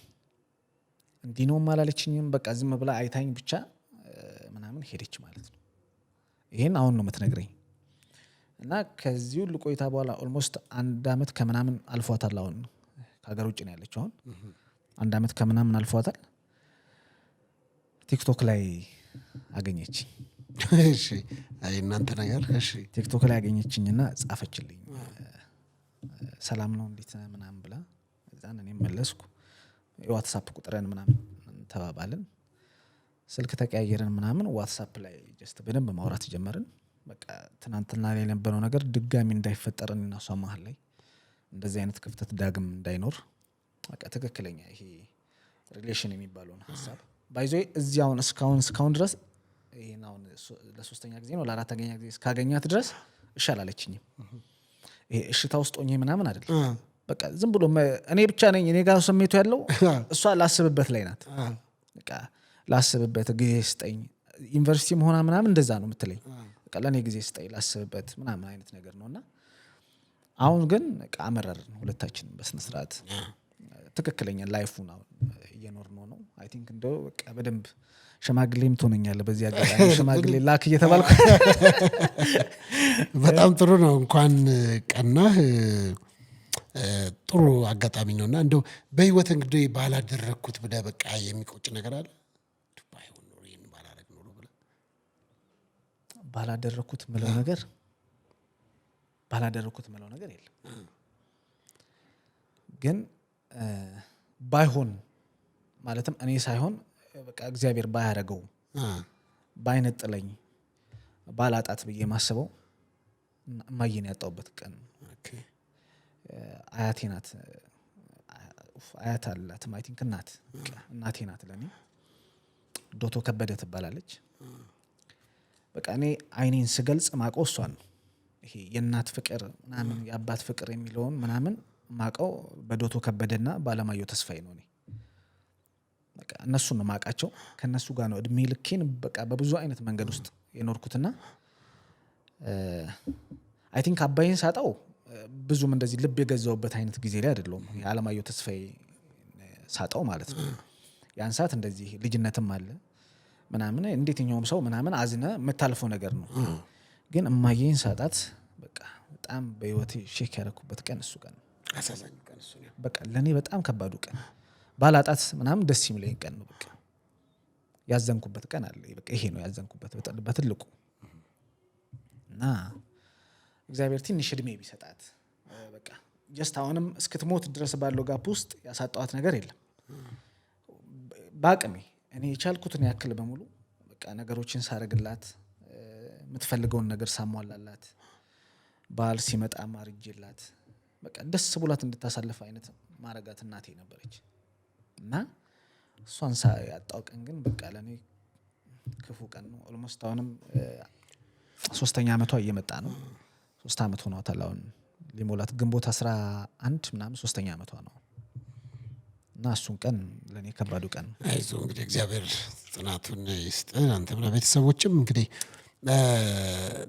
የቅርብ ሰው የምትለው አለ ለአንተ በጣም ቅርብ የምትላቸው ሰዎች ቁም ነገረኛ በእኔ ህይወት ላይ ምናምን የምትላቸው? በጣም አሁን በዚህ ዘመን ሰው ጠፍቷል እየተባለ ስለሆነ ያ እኔ ባይዞ አዲስ አበባ የመግባቴ ትልቁ ምክንያቴ አንድ ሰው ነው።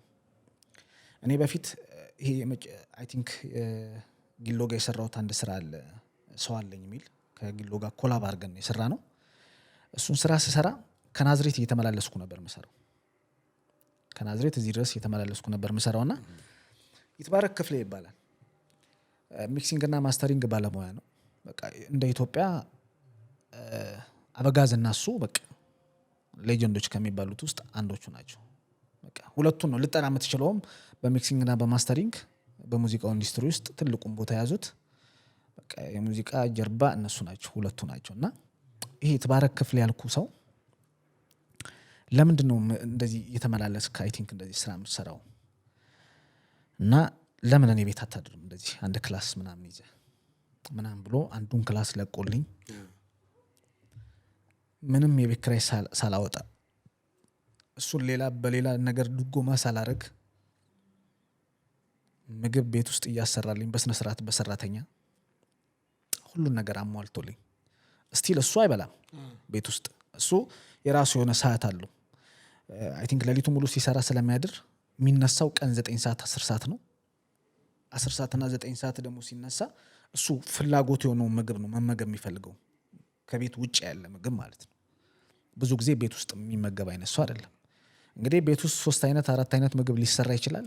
ያ የኔ ነው እንግዲህ ሰው ሰብስቤ ዘፋኞች ሌላ ምናምን ጠርቼ ጭራሽ ጋባዥ ነው በቃ እንደ ቤቴ በቃ ብዙ አለ። አይ ቲንክ በእንደዚህ አይነት ነገሮች ውስጥ ያሉ ልክ እንደኔ አይነት ከሌላም አይ ቲንክ ከክፍለ ሀገር የሚመጡ እሱ ጋርም ሌላ እንደዚህ ክላስ ተሰጥቷቸው የሚኖሩ ዘፋኞች ነበሩ እና እነሱም አይ ቲንክ አንድ ላይ ሆነን ምናምን በቃ ተሰብስበን ነው መንበላው ምናምን እና ሁሉን ከቨር የሚያደርገው እሱ ነው። በቃ የቤቱን አስቤዛ ሲያልቅ ሁሉን ነገር በቃ እንግዲህ የቤት ኪራይ የለብንም እንዳልኩ ለብቻዬን እኔ ብቻ አይደለሁም ባይዞ በቃ ብዙ ሰው ከክፍለ ሀገር የሚመጣ ሰው በቃ ተቀባይ ነው። እሱ እንግዲህ በጣም ትልቅ ሰው ነው በሙያው ምናምን ግን በቃ ይሄ አንዳንዴ ልብ ይሰጣል አይደል?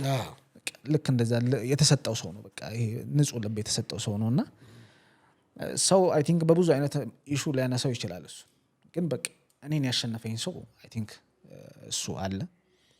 በሌላ ጊልዶ ካሳ በቃ በጣም የምወደው ማከብረው እንዲያው እንደ ሌሎቹ ጊልዶ ብዬ የምጠራው አይነት ሰው አይደለም። እኔ ቦስ ነው የምለው። ያው እሱም ያውቀዋል። በቃ ቦስ የሆነ ሰው ነው ለኔ። በቃ ይሄ ትክክለኛውን ይሄ እንደው ቅድም ባይዞ እንዲህ ቸርች ውስጥ ምናምን ስለ ቤተክርስቲያን እንደዚህ የሆነ መጽሐፍ ቅዱሳዊ ነገር ሲነሳ ምናምን ደስ ይለኛል። ባይዘው ግሎን ነው ሲያወራ ደስ የሚለኝ ሰው እሱ ነው። በቃ የምሬን ነው የምልህ። እስቲል አንተ እንኳን ብትቀርበው አንተን በደንብ አሳምኖ የሚልክ ሰው ነው። በቃ በደንብ የሚችል መጽሐፍ ቅዱስን በደንብ የሚያውቅ እና እንዳልኩ የምተነኩሰው እሱን ነው እና በህይወቴ ውስጥ ትልቅ ሌላ ቦታ የምሰጠው ሰው ጊልዶ ነው። አይ ቲንክ በሙዚቃውም ሳይሆን በሌላም ወንድማዊ አይነት ነገር ጥሩ ነገር ለኔ የሚያደርግልኝ። ሌላው ኪችኒጓ ኦልሬዲ ወንድሜ ነው። በቃ ሲከፋውም ይደውልልኛል፣ ሲከፋኝም የምደውልለት አይነት ሰው ነው። የሆነ ችግር ሲያጋጥመኝ የምደውልለት ሰው ነው። በቃ ቀድሜ አሁን የት ትደውላለህ ብትለኝ ኪችኒ ጋር ኦልሬዲ ኪችኒ ጋር ላጥ አድርጌ ስልክ ደውዬ ኪችኒ እንደዚህ አይነት ሁኔታ ላይ ነኝ ምናምን ስለው በቃ ማድረግ ያለበትን ነገር የሚያደርግልኝ አይነት ሰው ለእኔ ትልቅ ቦታ ያለው ሰው ኪችኒ ነው። ኪችኒ በጣም ሌላው ደግሞ ሚኪ ጎንደርኛ ስታመም የማይወድ ሰው ታውቃለህ። የሆነ ነገር ሆኜ ሲያየኝ ምናምን ላጥ ምናምን ብሎ ይዞኝ ሄዶ ምናምን የሚያሳክመኝ ምናምን የሆነ ደብሮኝ ምናምን ሲያይ ምናምን ምሳ እንብላ ምናምን ብሎ አንስቶክ ምናምን ይዞክ መሄድ አይነት ሰው በቃ አራዳ ነው። በቃ ይሄ በቃ የከተማ ልጅ በስነ ስርዓት እኔ በቃ ጎንደሬው ነው። በቃ በስነ ስርዓት የሰው ልጅን እንደዚህ አይቶ የሚረዳ በቃ ፊልም ያደረገ ሰው በቃ ብድግ አድርጎኝ ምናምን አንስቶኝ በቃ የሆነ ቦታ ወስዶኝ ምናምን በቃ የሚጋብዘኝ አይነት ሰው እና ያውቀዋል እሱም ሀስሉን በቃ ገብቷል። አዲስ አበባ ላይ ያለውን ነገር በደንብ ስለሚያውቅ በቃ በብዙ ነገር የሚያግዘኝ ሰው እሱ ነው። ሌላው በኪችኒ ያወቅኩት ሰው አለ። እፎይታ የሚል ድርጅት ያለው ሰው ነው። እኛ ያው ዝም ብለን አክምቤ ብለን ነው የምንጠራው። እሺ ኪችኒ ነው አክምባሎ ብሎ ስም ያወጣለት ቅጽል ስምና ያው አክምቤ ጸደቀ። በቃ በአክምባሎ ያው ጀስት እኔም አሁን እንደዛ ብዬ ስጠራው ያውቀዋል እና አክምቤ ይባላል። በጣም ምርጥ ሰው በቃ አይ ቲንክ እንደ ወንድም የምታስበው አይነት ሰው ነው እሱምና እነዚህ ሰዎች በህይወቴ ውስጥ ትልቅም ቦታ የምሰጣቸው ሰዎች ናቸው። በቃ ትልቅ ለእኔ አይ ቲንክ አሁን ላይ አዲስ አበባን ደፍሬ እንድኖር ይሄ ሁሉ አመት እንድቀመጥ ነገ ተስፋ እንዲኖረኝ ነገሮች እንደሚያልፉ በደንብ አድርገው አሳምነው ለእኔ ትክክለኛውን መንገድ የሚያሳዩኝ ሰዎች እነዚህ ሰዎች ናቸው። በጣም ጥሩ። የመጨረሻ ሀሳብ ላንሳልና አንዱኛውም አንተን የሚያስቆጣ ብዙ ዘፋኞችንም ቁጣ ሰምቻለሁኝ። የማውቃቸውን በግል ደወሉልኝ አሉ። ዘፋኝ ምንም የለውም፣ ዘፋኝ ያለው ሰላምታ ብቻ ነው። አዎ እዚህ አንተ ኢንተርቪው ላይ ነው ያየሁት እሱ ልጅ እና ልጁም ከሚገርምህ በአካል አውቀዋለሁ። ከዛሬ ስንት ዓመት ነው 3 ዓመት ነው 4 ዓመት ምናምን በፊት ደብረ ዘይት ላይ አንድ የሞዴሊንግ እንትን ተቋም ያስመርቃል ተማሪ እና እዛ ተቋም ላይ ሁለታችንም የክብር እንግዶች ሆነን ተጋብዘን ተገናኝተን ነበር ከሱ ጋር። ያው እሱ በሞዴሊንጉ የተሻለ ቦታ ላይ ስለነበር በሰዓቱ እኔ ደግሞ ያው በሙዚቃው ኢንዱስትሪ ውስጥ ያለው ሰው ስለሆንኩ እኔና ዳጊዲ ነው የተጋበዝነው። ዳጊዲም ነበር በሰዓቱ እና አውቀዋለሁ ልጁ በአካል ማለት ነው። እና ምን ሆነ መሰለህ እዚህ አንተ ኢንተርቪው የሆነ ቀን አይቼው ነበርና ዘፋኝ ምንም የለውም ባዶ ነው ምናምን የሚል ሀሳብ ምናምን አየውና የእውነት ነው ያናደደኝ። ማለትም ብዙ ዘፋኞችን ያውን አከሌ ብዬ መጥራት አልፈልግም፣ ግን ብዙ ዘፋኞች በእንደዚህ አይነት ኢንዱስትሪ ውስጥ ከራሳቸው አልፈው ለቤተሰቦቻቸው በደንብ የተረፉ ሰዎች አሉ። በደንብ ነው መልክ ለቤተሰቦቻቸው ቤት የገዙ ለቤተሰቦቻቸው ጥሩ ነገር የሚያደርጉ ገብቷል። እኛም የነሱን ራዕይ እኮ ነው ገብቷል። ትላልቅ ዘፋኞችም ብቻ ሳይሆን አሁን በወጣቱም ነው መልክ ትላልቆቹማ በቃ ጥሩ ጊዜ ላይ ጥሩ ነገር እንይዘዋል ገባ። አሁን በእኛ ጄኔሬሽን ለም ያሉ ከኔም ትንሽ ከፍ ብለው የመጡ ዘፋኞች ምናምን ያሉ በቃ ጥሩ ላይ ያሉ በጣም ብዙዎች አሉ። ጀማሪ ካልሆነ በስተቀር አሁን እሱ የሚለውን ሀሳብ ጀማሪም ያው ገና ሩጫ ላይ ያለ ሰው ስለሆነ እንደዚህ አይነት ነገሮች ስትራግል ሊያጋጥመው ይችላል። እሱም ነገ ይሄኛውን መንገድ ማግኘቱ አይቀርም። ግን አጠቃላይ ጄነራል በቃ አርጎ ነው እሱ ሲያወራ የነበረው ዘፋኞች ምንም የላቸውም ሰላምታ ብቻ ነው ምናምን። አይ ቲንክ አንድ ሙዚቃ እኮ በዚህ ሰዓት አንድ አውዲዮ ክሊፕ ስትሰራ በጣም ፌመስ ኮንክ እስከ 1 ሚሊዮን ተሸጧል። ገብቷል። አንድ ሙዚቃ ነው ምልክ አልበም አይደለም። አንድ ሲንግል እስከ 1 ሚሊዮን ተሸጣል። አነሰ ከተባለ 800,000 ብር 900,000 ብር ተሸጧል። ሶ አንድ ዘፋኝ በአንድ አመት ውስጥ 3 ዘፈን በቀላሉ በቃ በትንሹ በጣም ጎበዝ ከሆነ አይ ቲንክ 5ም ሊሰራ ይችላል እኮ ግን በትንሹ 3 ዘፈን ቢሰራ ይሄ ሰው በትንሹ በአንድ አመት ውስጥ በዘፈን ብቻ በሽያጭ ብቻ ኦልሞስት ከ2 ሚሊዮን ከ3 ሚሊዮን በላይ ያገኛል። እነዚህ ዘፈኖች ደግሞ ሲወጡ ሲለቀቁ ለሰው ልክ ሲደርስ መሰራው ኮንሰርት አለ አገር ውስጥ ብቻ ሳይሆን ከሀገር ውጭ ገብቷል። አንድ ሙዚቃ ዘፋኝ ሲለቅ በጣም ነው ቱር የሚያደርገው አገር ውስጥም ከሀገር ውጭም። ዝም ብለህ በትንሽ ብር አይደለም የምትሄደው። ሁሉ ነገር ተችሎ ተንደላቀ ገብቷል። የፕሌን ትኬት ተችሎ የአልጋ ወጪ ተችሎ አንተ በራስህ የምታወጣው ብር አለ። በቃ እንደዚህ ይሄኛውን ነው በቃ የምቀበላችሁ ምናምን ብለህ በዶላር ማለት ነው ገብቷል። እንደዚህ አይነት ህይወት የሚኖር እንደ ዘፋኝ እንደ ህይወትን የሚኖር ሰው አለ ገብቷል። እንደዛ እነሱ አሁን ሞዴሎች ኮምፕሊትሊ እኛ እኮ እኔ አውቃቸዋለሁ በደንብ። እኔ አሁን ብዙ ክሊፖች ሞዴሊንግማ በጣም ተከፋይ ናቸው እኮ። የትኞቹ ሞዴሊንግ የሚሰሩ ሞዴል ባይዞ ማለት ነው የክሊፕ ሞዴል የሚሰሩ ኧረ ተው ሞዴሎችን እኔ በደንብ ስለማቅ ነው። እኔ ከኔ ጋር ብዙ ስራዎች ያውቁኛል። እሱ ራሱ እኮ በጣም ሞዴል እኮ ነው። ቆይ ሰማኝ አውቀዋለሁ ነው የምልህ እኮ ስለማውቀው እኮ ነው እየነገርኩህ ያሉት። እኔ ሞዴሎች በጣም ቤስት ጓደኞች አሉኝ። ከነሱ ጋር እንዳታጣላኝ ለማይጸብ እውነት ነው እኮ እውነታው ነው እኮ መራራ ሀቅ ናት አይደል? ለዚህ እኔ አሁን ሞዴል 2 አይነት 3 አይነት ሞዴል አውቃለሁ። ኢንተርናሽናል የሆነ ሞዴል አለ፣ የሀገር ውስጥ ብቻ ሞዴል አለ፣ ከሀገር ውስጥም በታች ሆኖ እዚሁ ሀገር ውስጥ የሚሰራ ሞዴል አለ። ገብተዋል። ለዚህ ኢንተርናሽናሎቹ በቃ ኦልሬዲ ሁሉም ሰው የሚያውቃቸው ናቸው። አውሮፓ ላይ የሄዱ ስራ የሚሰሩ ሰዎች ናቸው። በጣም ከባባድ ብር የሚሰሩ ሰዎች ናቸው። ገብተዋል። ኢትዮጵያ ውስጥ አሁን እነሱ በቁጥር ነው ያሉት፣ በጣም በጥቂቱ ገብተዋል አይደል? በጣም በጥቂቱ ነው መልክ። ይሄ የሀገር ውስጥ ሞዴሎች አሁን ልክ በሱ አይነት አቋም ውስጥ ያሉ ይሄ ቪዲዮ ክሊፕ ለመስራት የሚፈልጉ አይነት ሰዎች ደግሞ እነሱም ስንት እንደሚከፈላቸው በደንብ ነው። ስንት ይከፈላቸዋል በአንድ ክሊፕ? ከ5,000 ብር በላይ የሚከፈለው የለም ሞዴል ለአንድ ክሊፕ። እኔ ብዙ ሞዴሎች አሰርቻለሁ እንደዚህ ትክክለኛ ይሄ እንትን ካራክተር ተሰጥቷቸው ማለት ነው። 5,000 ብር ለአንድ ቪዲዮ ማለት ቀን ሙሉ ነው። ቀን ሙሉ አይደለም እንጂ 2 ቀንም ክሊፑ በቆየበት ቀን ሁሉ አሉ በዛ ብር ገብቷል። 2 ቀን ሊፈጅ ይችላል ክሊፑ፣ 3 ቀንም ሊፈጅ ይችላል። 3ቱንም ቀን 2ቱንም ቀን በእነዚህ አይነት እንደ ትራንስፖርቱና ምግብ ወጪው ራሱ እኮ 5,000 ነው። እሱ እኛ ነን ከቨር የምታደርጉት። አዎ ትራንስፖርት ወጪ አያወጣም፣ የምግብ ወጪ አያወጣም። ይሄን የኛ ወጪ ነው ገብቷል። ለዚህ ስላለው እኮ ነው ዘፋኙ ይሄንንም ወጪ ከቨር የሚያደርገው። ሳይኖረው እኮ አይጠራው አይደለ? ለዚህ ስላለው ስለሚያደርግ በእንደዚህ አይነት መንገድ ነው ለነሱ የሚከፈለው 5,000 ብር ለሀገር ውስጥ። እነዛ ግን እንደዚህ አሁን ትላልቅ ሞዴሎች አሉ እንዳልኩ የነሱ በጣም ብዙ ብር እንደሚከፈላቸው አውቃለሁ። እኔ በጣም ኢንተርናሽናል ሞዴሎችን በጣም ጓደኞች አሉ፣ አሜሪካ ላይ የሚኖሩ አውሮፓ ላይ የሚኖሩ በደንብ ከሴትም ከወንድም ማለት ነው። ለዚህ እነሱ በጣም ብዙ ብር እንደሚከፈላቸው በቅርብም በደንብ ስለማውቃቸው ህይወታቸውንም በምን አይነት መንገድ እንደቀየሩ አውቃቸዋለሁ። እነሱ በጣም በቃ አሁን ላይ ያሉበት ህይወት አሪፍ ነው። ግን አሁን እንደ አይ ቲንክ አንተ ጋር እንደቀረበው ልጅ የሚከፈለው እንደዛ ከ5,000 ብር በላይ ተከፍሎ ያውቃል። ስለዚህ በ5,000 ብር ተከፋይ ሆኖ ነው በጣም ፌመስ ስለ አማርኛ ፊልም ላይ ትንሽ ተንቀሳቅሶ እውቅና ያገኘ ገብቷል። አሁን ለምሳሌ ምን ላርግል የሚል የሆነ ዘፈን ነበር። ምን ላርግል ላይ ያለው ልጅ በእሷን እሱ ፌመስ ነው ገብቷል። እሷን በጣም ፌመስ ነው። እሱ ማስታወቂያ በደንብ የሚሰራ ነው። የባንክ ማስታወቂያዎች በደንብ የሚሰራ ነው ምናምን ገባ። በፊልሙም በደንብ እውቅና ያገኘ ሰው ነው እሱ ኦልሞስት ላይሰማ ይችላል። አሁን ባልኩ ብር ላይ ገብቷል። እሱ እስከ 25,000 ብር እስከ 30,000 ብር ሊጠራብህ ይችላል። በቃ እሱ ኦልሬዲ በጣም እንትን ስለሆነ ግን ይሄ አንተ ጋር የቀረበው እሱን የሚመስሉም ሌሎችም ከዚህ ብር በላይ 5,000 ብር በላይ በጣም እኔም ከፍዬ ስለማቅ ነው ገብቷል። እኔም ከፍዬ አውቃለሁ።